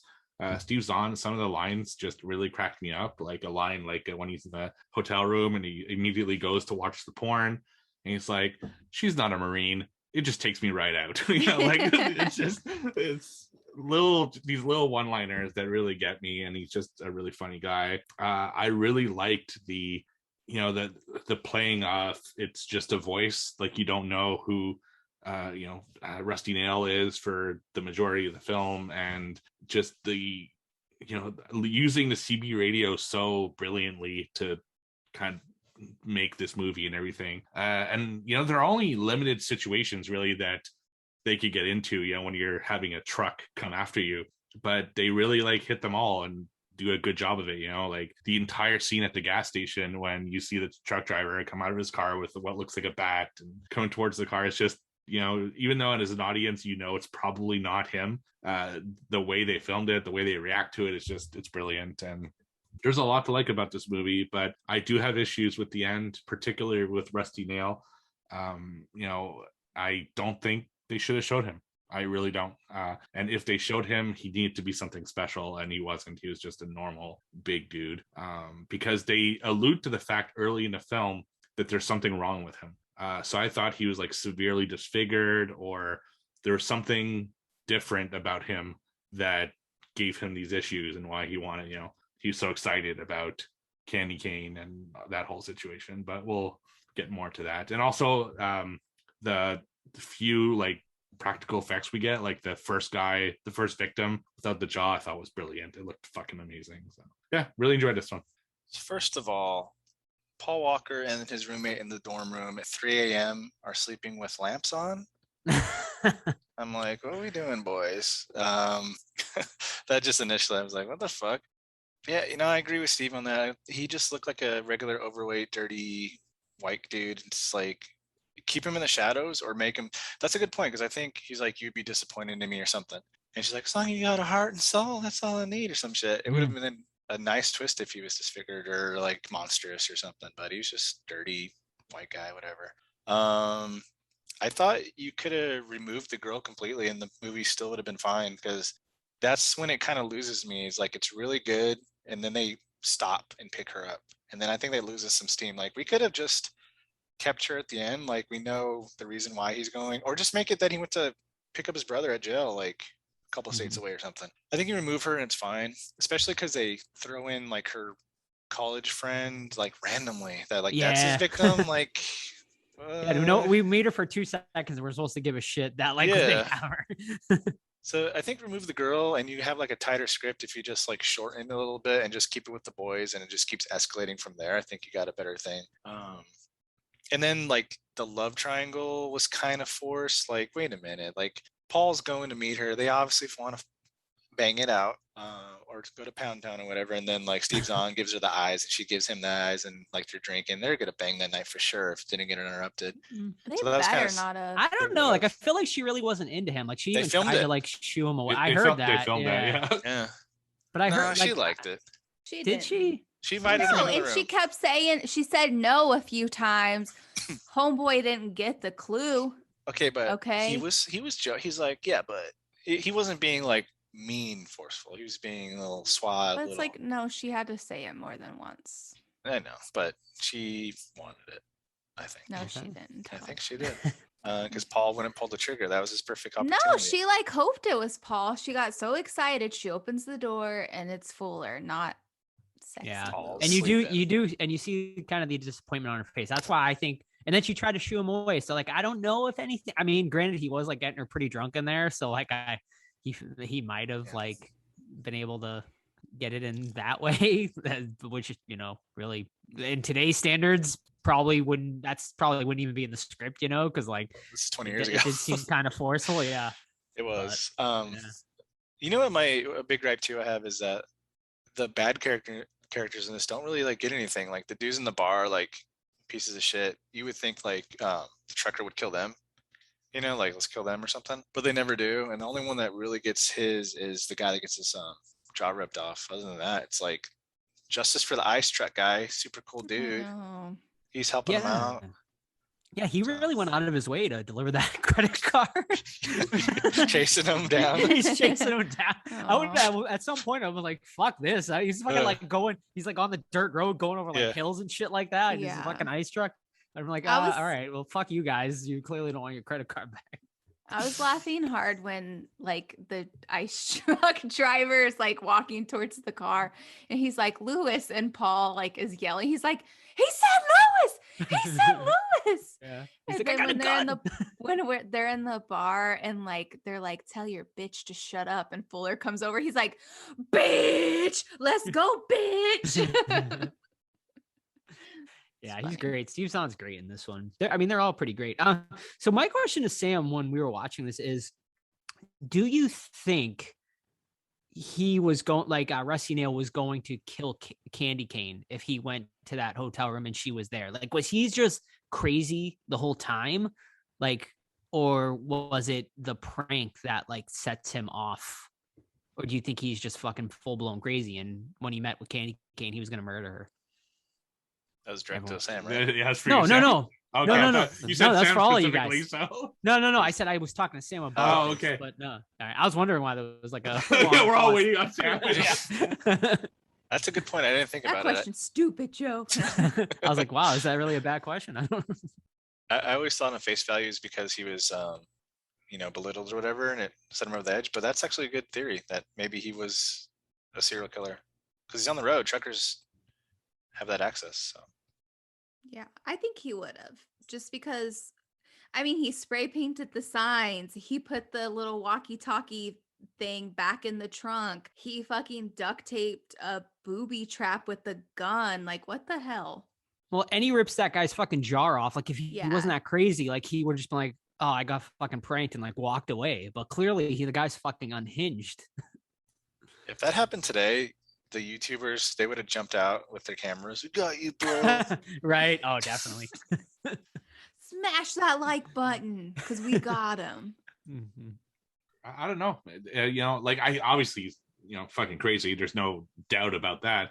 But, this might just be a guy who's so lonely and this was his one opportunity to maybe get laid, because he never gets laid. He's pretty clear about that in the way he talks and the things he said. So this might have just been what drove him over the edge, and like I said, he's obviously crazy, but I don't know if he would have necessarily killed Candy Cane if it had gone exactly his way. And that's a whole other thing. It probably wouldn't have, because that's not how life works. People don't just do exactly what you want. So he probably would have ended up killing her just because there's no way she would have lived up to the expectations that he probably had on that meeting. But I don't think his intention was to go there and kill her. And here's my other question. How did Rusty Nail find them? Like, was he like watching, like, and like just was like, oh, those are the guys that probably did it? Because like, turn off your brain for that one. So I thought that when he walked by the car, he saw the CB radio in it. That's what Sam said. Cars don't have CB radios, so you're in a fucking hotel with like 4 cars, and one of them has a CB radio. Yeah. He was in the diner. He was in the diner scene too, inside of it. Oh, can you see him? No, you hear his laugh. Like he goes, oh yeah. Oh, right. Okay. That doesn't explain everything, but no, because he already knew that they were there. So yeah. Let's talk about that butt scene, Sam. What's up with the butts, dude? Oh my god, are you good butts? Let's rate the butts. Who had the better butt? I feel like Paul had the better butt. It was a nice little booty. All right. It's real nice. And then when it shows like the front and it's like literally he's just covering his package, like his nice little stomach. It's nice. He should have made him order hot dogs. So it'd have been more appropriate. Or sausage. There you go. Joe was like, when they were walking in, he was like, no way. Someone would have already called the cops. And I'm like, shh, you quiet over there. Let me enjoy. Let mama enjoy this right now. Some dad would have beat their asses already. Yeah, I was gonna say or someone would have tackled them. Like there were kids in there and shit like that. Like yeah, but if you're like in the middle of nowhere, it's like a rest stop. They Yeah, it was showed one of some those of the restaurants people with, like- looking like hillbillies, so maybe they were trying to Well, say, yeah, but those people fuck them up. yeah, that's true. Mhm. That's Mhm. true. Yeah. And the other thing, like, man, those when Paul Walker gets up and fucking runs out and jumps out the window, those cops would have fucking shot him. Oh, Like they would have shot him for in the room sure. right there. yeah. They would have been justified to this fucking guy. Oh, with a shotgun 100%. setup. Yeah, 100%. Like they're all fucking in the guns and said, don't move, hands up. And he just fucking takes off. They easily would have shot him. And Like, then they fucking start shooting the truck, which is unbelievable too. It's like this is also 20 years ago though, so you gotta think Yeah. about it. right. Yeah. I mean, it's like you said, like early 2000s logic. Yeah. But I that is my biggest problem too. And Todd and Steve already talked on this is like the reveal of Russ. You know, it's just like so underwhelming. And I agree. Like, I think like don't show him at all, disfigure him, or I would have even been okay if they subtly like put like a shadow over his face so you never actually like see his face. So it keeps him, or like wearing a hat with like a black shadow so you never actually see like what he looks like. I think that would have been much better. Or even get, why didn't they get Ted Levine to do it? Like, Honestly, it had to be either someone famous that's a big reveal, like, oh shit, yeah, or someone super disfigured, or don't show them at all. That was the three options. right. And the way they do it, it's not even like you anticipate this big reveal, right? Because Mhm. the whole movie you're set up as you don't know what he looks like, but it's just like a shot of him while he's working on Lily Sobieski there, like he's in the room and it just shows him, and I'm like, Right. oh, okay, I guess that's him. You know, like it sucks. It's really too bad. I think they really ruined what could have been a really cool reveal. You know. So. Yeah. Or just, yeah. Or like you said, just keep it mysterious and Mhm. it's, yeah. But it's, I mean, it's a cool, man. Like, it's just like a slasher movie basically with a truck. Like, you know, like the truck is your main villain in this movie, and it worked. It was really cool. They did have an obsession with motel rooms in this movie. It's like They did. every plot device was a motel room. Well, it's how it all started, so they had to keep I going back guess. to it. Yeah, but I also think like when you're on the road and you're a trucker, the three things you see the most are gas stations, motels, and diners. And I think in a way it's kind of conveying that lifestyle by going back to the same, you know, bars and stuff like that truckers are known to go to, you know. So that's what I think they were doing. Mhm. Yeah, but I don't know how he kept track of him the whole time. Like that's Right. So we did talk about how he probably found him the first time, but they went all the way to the university. You know, like that's a little unrealistic there. That Like he doesn't have a fucking job or like a schedule. right? What's he hauling? You know? Your Amazon package is going to be late. Here. Like, you know? Where the fuck is my book? He's in between deliveries. Yeah. Yeah. So I got a deep question for this one. Oh. I don't have a brother, so I'm interested. I know Joe does. I don't know, Todd, did you have a brother? Okay. Well, Sister. if you did have a brother, would you watch porn with him in the hotel room? Because to me, that would be like Hell yeah. the last thing I would do. I know. All right. Let's be honest here. We've all watched porn with our guy friends. Yes. And then Sam has watched porn with their girlfriends. If you have a brother that's similar age, you want to do that?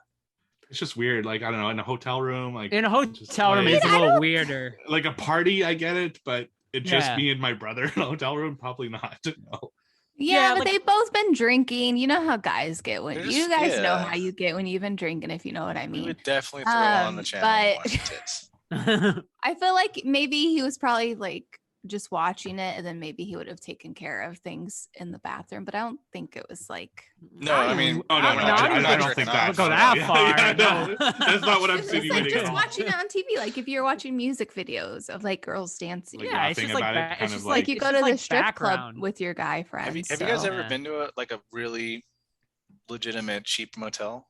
Yes. Yes. Yes. Yeah, fucking gross, right? The condoms on the windowsill. Oh. On the other side, like not on Gross. my side, but it's just like the word. It's funny. I was actually telling this story to someone recently. So I'd gone to a New Year's party and we got the shittiest fucking motel to sleep at that night. And I was in a full suit and everything. And I slept in my suit because I didn't want any of my skin to have contact with anything Yeah. on the bed. But I had to take my socks off because I can't sleep with socks on. It's just too much like heat. So there I was sleeping in a full suit and socks off, hanging off the bed so they wouldn't touch anything because it was so Yeah. fucking gross. Yeah, so we've stayed. Sam and I have stayed in some gross, shady establishments before, for sure. Yeah, it's like now at our age, like I'm like no, like I'll spend the extra couple $100. Oh, and really? get This in a was nice just place. like a few years ago, Joe. No, I know. Yeah, I know. We went to He's was that matured. Motel 6? We went to Monster Mania. We went to that like Motel 6, and it was like Motel really 6 shady. is disgusting, but like Yeah. cheaper than that even. Like There's been a few other cheaper ones we've done. Yeah, I can't Where I'm remember like, them. someone's gonna just walk like it was a kick in the straight door. prostitute motel because I turned on the TV and it was Yeah. literally porn just like Steve Zahn. I was like, oh, okay. Yeah, we've definitely stayed at like a drug like place that was just like all druggies and shit like that. Yeah, I think they're less common now. Like there's still some for sure, but because Oh, of yeah. internet ratings, people avoid them. So they Definitely, yeah. if it's not The- clean, then there's no business, right? It's not like back then where you kind of take a shot, like, oh, there's a hotel near wherever I'm going. Let's try this. Right. So, yeah. Yeah, that's definitely a positive thing the internet's brought. Where you Right. can actually, yeah. You can scope out places before you go. right. I remember I went into one when I was younger, and there was like fly paper, like hanging, and there's like all a bunch of dead flies on the paper and shit. I'm like, oh, that's nice. Yeah, that fly paper is always a bad sign, Yeah. regardless of where you go. You know? Yep. No one clean has ever bought a fucking fly paper. Like, No. you know? Yeah. Has anyone seen the sequels to these? There's 2, right? I No. believe. I've never Yeah. seen I it. think no. Sam says she did. One of them. The second one, but I don't remember, so They got to be on TV, don't right? ask me. They they're probably not. They're are. not here. No. Really? I'll take a quick look. Yeah, I couldn't find them streaming anywhere here because I was Yeah. wanting to watch at least one of them to see, but Is it like I wonder? So I'm assuming it's just like Rusty Nail, like is bad. Obviously, because Rusty Nail survives this one. Right. Some way Sequel says Rusty somehow. Nail, and I don't Yeah. know about the third one. I wonder if it's Ted Levine or they just use They a different did it, guy's right? voice. I They doubt did, it. Yeah. Yeah. No, it's not on Tubi. I feel Interesting. like watching Vacancy now, though. Vacancy's on Tubi. Vacancy's a good one. Another great motel, sleazy motel movie. Rest Stop isn't bad either. It's pretty low budget, though. I've definitely seen Rest Stop. I think there's I 2 don't of them. remember much about it though. Well, you guys want to rate it? Is that it? just to note, Rusty Nail is part of number 3 as well. So Ah, he goes through He the just whole keeps series. keeps on ticking. Did you guys like that? Did you like that he survived and like he framed the ice truck driver? I thought we should have had some kills from the main characters too, Yeah, maybe kill like one of them, like the brother or like a Lily. sacrifice kind of thing. Yeah. But Yeah. there's only like 2 kills in this. You got ice truck Mhm. killer, which the cops killed, or maybe he killed and just put him in the car. I don't know. And then who else? Because he doesn't kill the dude with the jaw. No, He doesn't kills die. the hotel owner, the motel Oh, owner, that's right. the So 2 last people. motel. Yeah. And then, well, we don't know if that guy survived. I mean, his fucking jaw was completely gone. I don't know. He That's might, true. Yeah, I he was might end up wondering. dead. They said he was in a coma, so He's in a coma. Yeah. yeah, he might not make it. And fun fact: oh. Ken Kersinger plays him in part 3, which is Oh, Voorhees. Jason. Yeah, Nice. Freddy versus Jason. That's fun. That's what they needed to do. Like have him in a shadow with a big motherfucker playing him. Yeah, that's what Yeah. I think too. But Mhm. Yeah. I heard they filmed 3 different endings too, and this ending is the Yeah. only one he survived. right, Oh, they should have killed him. Yep. He wanted a Yeah, little I franchise, kind of probably. think so too. Yeah, that was obviously the plan. yeah, exactly. All right. Rate it. Yes. Sam, lead it off. I go first. I'm gonna give it an 8.7. Ooh. Oh, all Is right. that too high? No, That's your no, rating. hey, that's your yeah, exactly. I am a little lower. Great. I mean, really fun movie. Minimal issues, but you know, the biggest issue is the killer part, which definitely brings it down a little. But fun ride, definitely recommend it. 7.5. I'm there with you, but I'm a little lower, 7.25, because I think the girl is just a wasted opportunity. The killer, and like if you move the girl, you keep the fast pace, because once it was like fast, it was really good, but like the kind of Mhm. slow stuff was lame. So 7.25. And I'm right there with you guys. 7.5. Yeah, there are issues with the killer, with the girl and everything, but I I really enjoyed watching the movie, and it's one I'd revisit, in 5 years or 5 to 10 years, because it's a cool film. The tension throughout, the comedy, it all hit with me. So 7.5. It's a good film. Mhm. Mhm. Cool. All right. Sweet. Awesome. Ghostbusters next week. Ooh, I'm so excited. Can't wait. Getting some nachos and some hot dogs at the movie theater. Yes. And Can't wait stay to see tuned. Paul Rudd. And we have an interview with Sexiest man Slimer. alive, right? Yep. Nice. We got an interview with Slimer, you said, Joe? Yes, we have an interview with Slimer next week, so Nice. stay tuned. Sweet. Yeah, I'm so looking forward to this, and it's amazing. I hope you liked that- it, man. I'm gonna be bummed if you Oh, don't. fucking me too.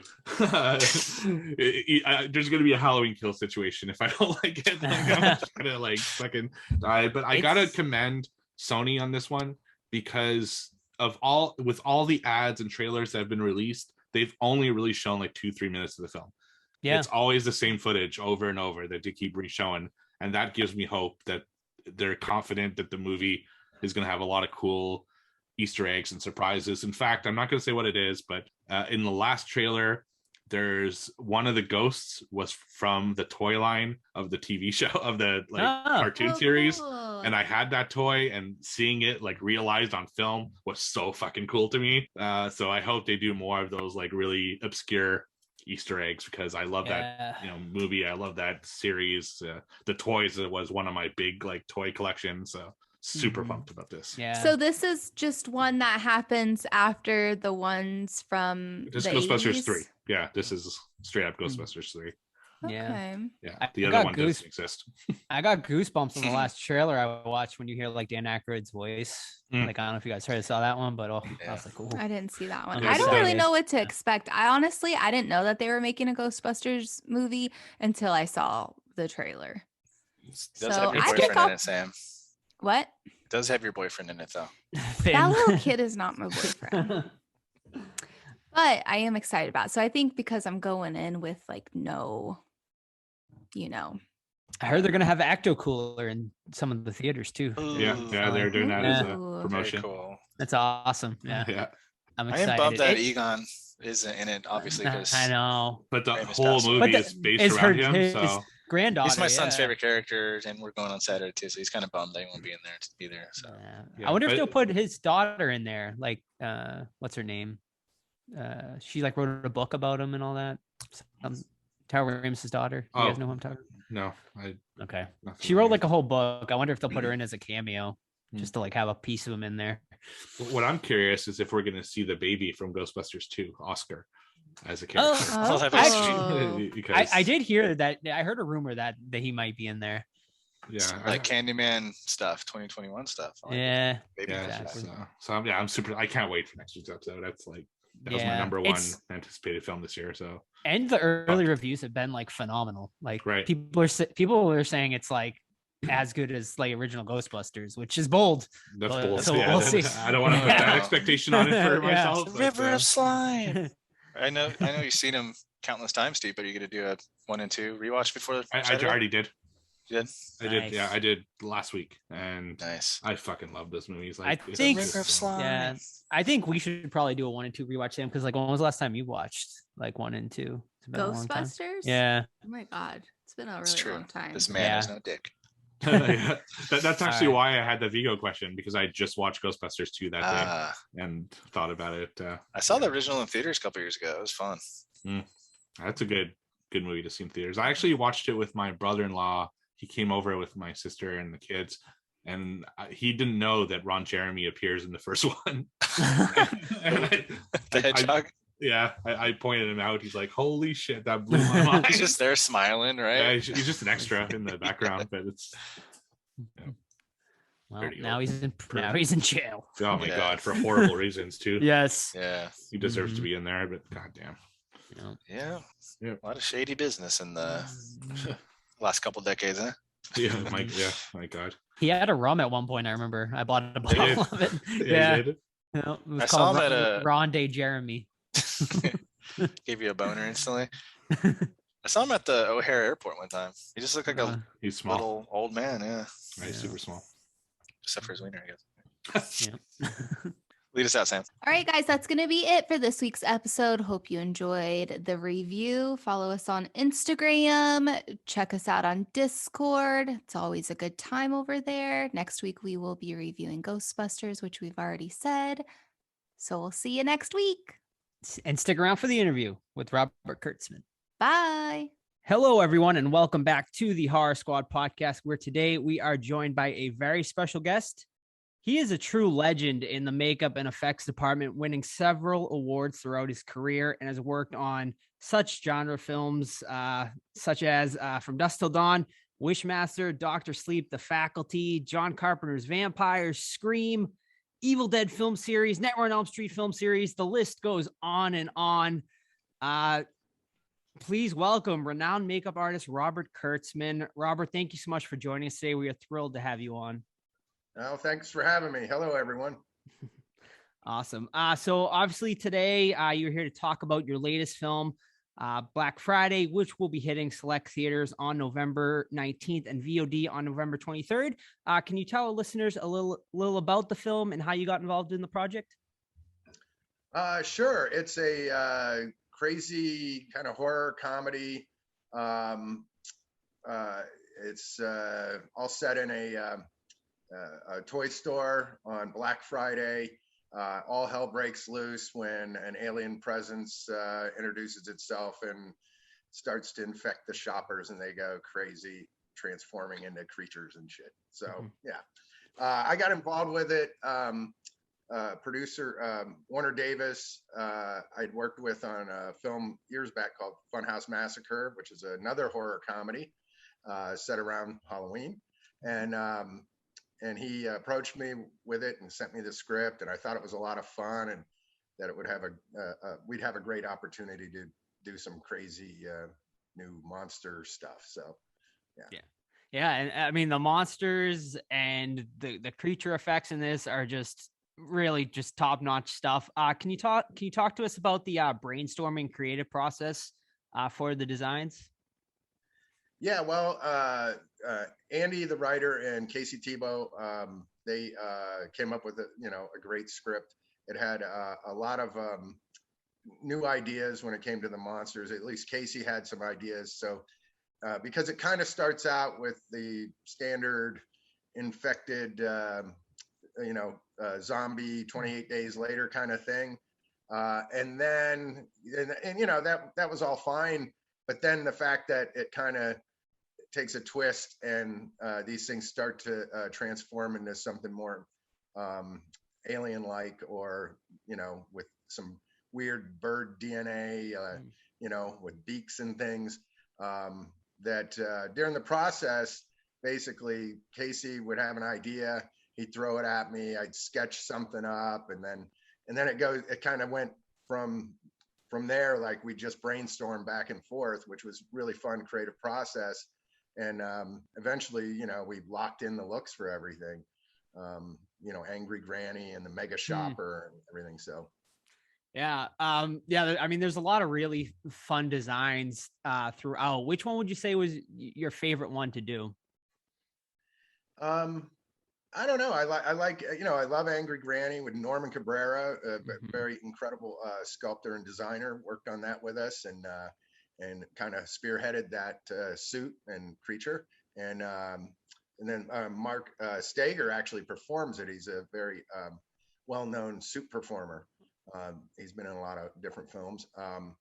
And we built that on him, knowing that we need somebody to, perform creature-like that isn't, somebody who knows how to make the body movements look natural and cool and scary, and not just lumbering around going, "Brr, I'm a monster," So, and I really dug the Mega Shopper. Mike McCarty spearheaded that at Autonomous Effects, and we had a great time coming up with that. I worked with comic book illustrator Mark Kidwell, who did all the initial sketches that we went back and forth with Casey with, and kind of locked in that. And then once we start sculpting things, there's a little more realism that comes to the designs, based off of a kind of a 2D sketch, and then it goes into more realistic mode when we're sculpting. But I think my favorite stuff, and maybe I'm just biased, but my son Lewis, he's an actor, and we brought him in to play Emmett, the new guy who transforms. So he had about 6 stages of transformation, from very subtle pale looks all the way to the monster gets his head bashed in, and then we had the bashed in head version, and then of his makeup, and then we had a mechanical head version of that transforms again. I think that was probably the most fun, getting to work with my son, but also watching him perform and bring that to life. So. Nice. Now, like it kind of starts off as sort of like a pink blob-like thing. Now, is that like in the script, or did they just kind of give you creative control and let you go with it? Yeah. No, well, it was described as a grapefruit-sized, mass. Mm-hmm. So I took that and we ran with that, making something that could pulsate and open up, and had this like little worm inside of it and everything. For the first stage, we actually had 3 stages of that, and we only used really 2, which was the big 7-foot mass and then the small one. And initially there was a middle mass that was like 4 by 4 by 4, and what happened was when we decided not to use that, we ended up taking that one and we grafted it onto the back of the Mega Shopper, so it gave it that real kazoo looking sack on its back with the pulsing lights, which was really cool. But yeah, no, the design wise on that, Bill, a guy named Bill Bryan, handled those. He's kind of a master at those kind of inflating, sacky things, which were really cool. So he designed and built all that, and they were all run with. We had various size vacuum systems, which basically big shop vacs that one would pump and one would suck, and that's how we were able to make things look like they were moving around. Nice. Now, in the climax of the film, obviously, I don't want to give too much away because the film has not released yet, but we're treated to quite the monster towards the end of this film. Can you talk a little bit how you achieved this behemoth of a design? Well, what was great, I mean, basically, it's a creature, or it's a performer in a costume. Okay. With a mechanical head and radio controlled head, and there's some green screen elements to make like one arm look like more of a bird arm and not look so human. So his real arm is operating that arm in with green on. So then it was removed. But the whole idea with that was that we were going to shoot it against a green screen and then composite it into the plate shots that were all the store shots of the parking lot and everything to make it look like it was an 80-foot tall, kazoo monster. So very cool. Now this film, it has a really fun cast, including, of course, the great Bruce Campbell, who I know you've worked with in the past on, the Evil Dead series. So can you talk about some of your experience with him and also a little bit about the Evil Dead franchise? Yeah, well, I first met Bruce doing Evil Dead 2. Way back, that dates me a little bit. And then after that, I mean, we've been friends ever since, and we've worked on multiple projects over the years together, including Army of Darkness, and then some of the Hercules and Xena TV shows, and Jack of All Trades, and those shows that he did in New Zealand. We would go over there all the time and do the effects. We would split the effects a lot on those shows with Weta Effects and Richard Taylor's company. And so they we would juggle episodes. So we'd fly over there and work with those guys. And then, Bubba Hotep and various other shows over the years. And I always see Bruce, we connect all the time at like horror movie conventions and stuff. So it was kind of fun because I hadn't seen him in a couple of years because of COVID had shut down all the conventions, and that was my chance to hang out with him all the time. And then so I got on the project, and then I believe a few weeks later, Warner called me, or it might have been Casey, and Casey said, we have, we just landed Bruce. He's going to star in the movie, and I'm like, awesome, So not only are we going to be trapped in Massachusetts shooting this, in the cold in one location under COVID restrictions, but now Bruce is going to be hanging out with us. So it made it, a really fun time. That's cool. I'm actually from Massachusetts, so There you go. I want to go back a little to the beginning of your career here. Can you tell our listeners, how you got involved, in your career in the makeup business? Yeah, well, I started back in 1984, so it was mid 80s, and I was going to art school at the time, art college, and wasn't real happy after a year at art school because it really wasn't what I wanted. I wanted to dive right into effects makeup, but at the time I didn't know where to start, and so I just went to art school, and so I dropped out and just moved to LA and took a makeup course, 12 week makeup course, 12 years, yeah. Then I just started, working around town at the various studios at that time. I started out at John Beekler's, and then I worked at Stan Winston's for a while, and then Mark Shostrom's and Kevin Yeager's. And then eventually, after about 5 years of working around, me and Greg Nicotero and Howard Berger started our own company because we all lived together, had our own house together, and then decided we were kind of supervising and overseeing projects and doing a lot of set work for other companies, and we decided to form our own company and start doing it. Awesome. What advice would you give to someone today who's wanting to get involved in the makeup industry? Obviously, with CGI being kind of taking, I wouldn't say taking over. I've always been a huge proponent of practical effects, and I always think there's nothing better really. But obviously CGI is becoming more and more prevalent nowadays. So what would you give for advice to people wanting to get into this business? Well, if you want to do it, you just do it. Learn all you can. Take all the art courses you can when you're growing up in high school or whatever, and then even courses on the side. When I was growing up, my mom was an artist, so she would book these art lessons with other local artists all the time. So I learned how to oil paint and sculpt, and we would go like on weekend retreats with artists, showing you their techniques, and I would absorb all of that. And that's what I suggest, is absorb everything you can.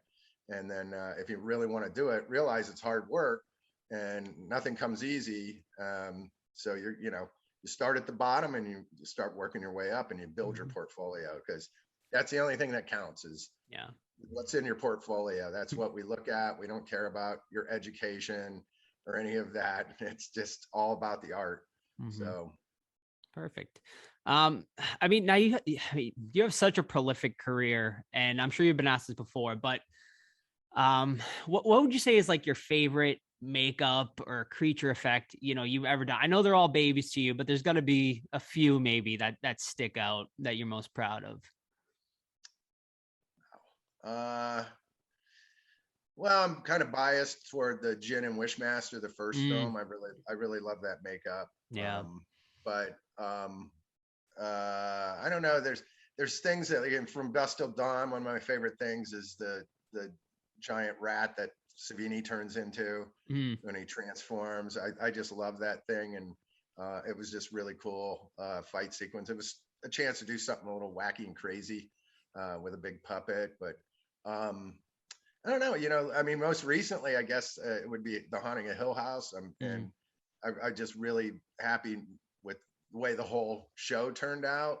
But thought we did some really great work in it, and so it's always good when a show is actually, every episode is just great. And and that's the other thing I forgot. I was going to mention, you mentioned CGI kind of taking over. Well, it hasn't really. Initially, when it first came out, it was the new thing, and everybody had to do it. Everything became now, but with TV, like with television, the shows on TV, there's a renaissance now of practical effects happening on so many shows, and then there's times CG comes into play to augment things but it's just another tool in the arsenal, but it's not being overused a lot now in that sense, and I think there's a great mix going on right now. Like I said, practical effects, it's just an art, like you said. It's an art, and as a especially in the horror genre, there's really just nothing better. You can just tell the difference, like just twofold. Now I know you mentioned From Dusk Till Dawn, which I wanted to get involved, touch on that a little bit. A lot of people maybe not know this, that you actually wrote the story for it, correct? Yeah, I did. Yeah. Can you talk about that process? Well, originally I wanted to direct. I was coming up with a project to direct. I was doing second unit on various films, and I really wanted to just break out and do my own film. So it was kind of conceived as a really small picture initially, Assault on Precinct 13, set in the strip club with the vampires. And I was really trying to come up with an isolated film that we could just isolate the characters in and then have a lot of fun, budget-wise, trying to keep it contained. So I wrote the story, and then originally John Esposito, who wrote Stephen King's Graveyard Shift, and he currently writes on Creepshow, he was going to write the screenplay. So we partnered up on it, and then he had to go away because the Graveyard Shift got greenlit, and he had to fly to location. And I was like, okay, so we need to get this written though. And so we started looking around, and a couple of our friends suggested this guy, Quentin, who is at the time working at the video store. That's, the infamous video store. And he sent 3 scripts to us to read. And it was Natural Born Killers, True Romance, and Reservoir Dogs. And they hadn't been made yet. So, but we had read the scripts, and we really thought this would be perfect for him. And he understood the genre. And so we just hooked up with Quentin, and we gave him his first writing gig, which was enough money to leave the video store and start working full time writing scripts. I mean, shortly after that, then Reservoir Dogs, he got that off the ground, and then over the years, we spent quite a bit of time trying to get the movie off the ground, but it really was a hard sell because it was this. It wasn't like a typical 3-act structure, and it was like halfway through the movie changed completely. Yeah. So, and that was a big problem with a lot of studios. They didn't understand, like, well, how does it go from this to this, like halfway through? Eventually that became what everybody loves about it. But so, we struggled with that, getting it off the ground for about 10 years. And then when Robert Rodriguez became interested in it, then it was like, maybe I should let this go, and we should just produce and do the effects, So, and get my writing credit, and not first out the gate. I got a big project, and it became a much bigger film. I was trying to do it for a couple $1 million, and it turned into like a $17 million movie with big cast and everything. So it was probably the smartest decision I ever did. Walking away from directing and going, okay, I just want to, be part of this bigger project now. So. Was it your idea to bring Savini on board, or how did he get involved with it? No, that was Robert's idea. Okay. Yeah, Robert's a Savini fan, so. Cool. Now another hat, you're a man of many hats. Another hat you've worn, of course, is director, directing, of course, the Wishmaster and several other films. Do you think you'll ever get back into the director's chair? Absolutely. Yeah. I have I don't know, half a dozen things right now I'm working on. So it's like, eventually one of them will hit. So. Awesome. Now I gotta talk about Nightmare. I'm a massive Nightmare on Elm Street fan. So do you have any, stories or fun memories of working on that film series?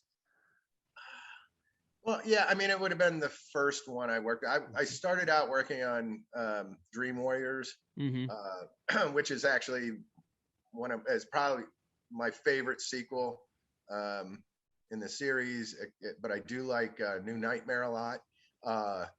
But it was like the first time I met Robert, and on the set, and I've known him ever since. And so that was, and I was kind of a young kid, and it was, I was a fan of Nightmare on Elm Street, and getting to work on the sequel was like, very exciting at the time. And it was kind of that way every time we got to work on a franchise that I grew up on, like a Texas Chainsaw or, Right. a Halloween or any of those, like, because I grew up on them, the first time we worked on one of those things, it was a big deal to me. You know, and because I got to meet, John Carpenter for the first time, Right. and Wes, and, so it was, Wes I didn't meet until later when we did People Under the Stairs. So, because he wasn't directly involved with the sequels at that point until Right. Until New Nightmare. So, Very cool. And you worked with him on Scream as well, right? yep, we did the first 3 Scream movies. So, Very cool. yeah. Very cool. I mean, and you worked with so many iconic directors over the years. Is there any, in particular that kind of stick out for their style or how they let you kind of do your work? Well, yeah, I mean, I enjoy working. I mean, recently with, Mike Flanagan, because we did 3 pictures together. And then, so I really enjoy his process and how he works. And he's a great writer and a great filmmaker. Definitely. I love working with Kevin Smith. There's a little creative back and forth we like to do. And we like to, I don't know, I call it a jam session, but every time I do something with Kevin, there's always a fun jam session. Then, I mean, probably, I mean, one of my favorite filmmaker would be, I love working with Sam Raimi, and I love the times I've had with Sam on set. And he's just like a kid in a candy store, and he has such great ideas, and he's very like creatively, there's just so much energy there that it just you absorb that and you have so much fun, Oh, yeah, definitely. Cool. Well, Robert, I could really sit here and talk to you about horror and filmmaking and your makeup effects all day, but time is running short.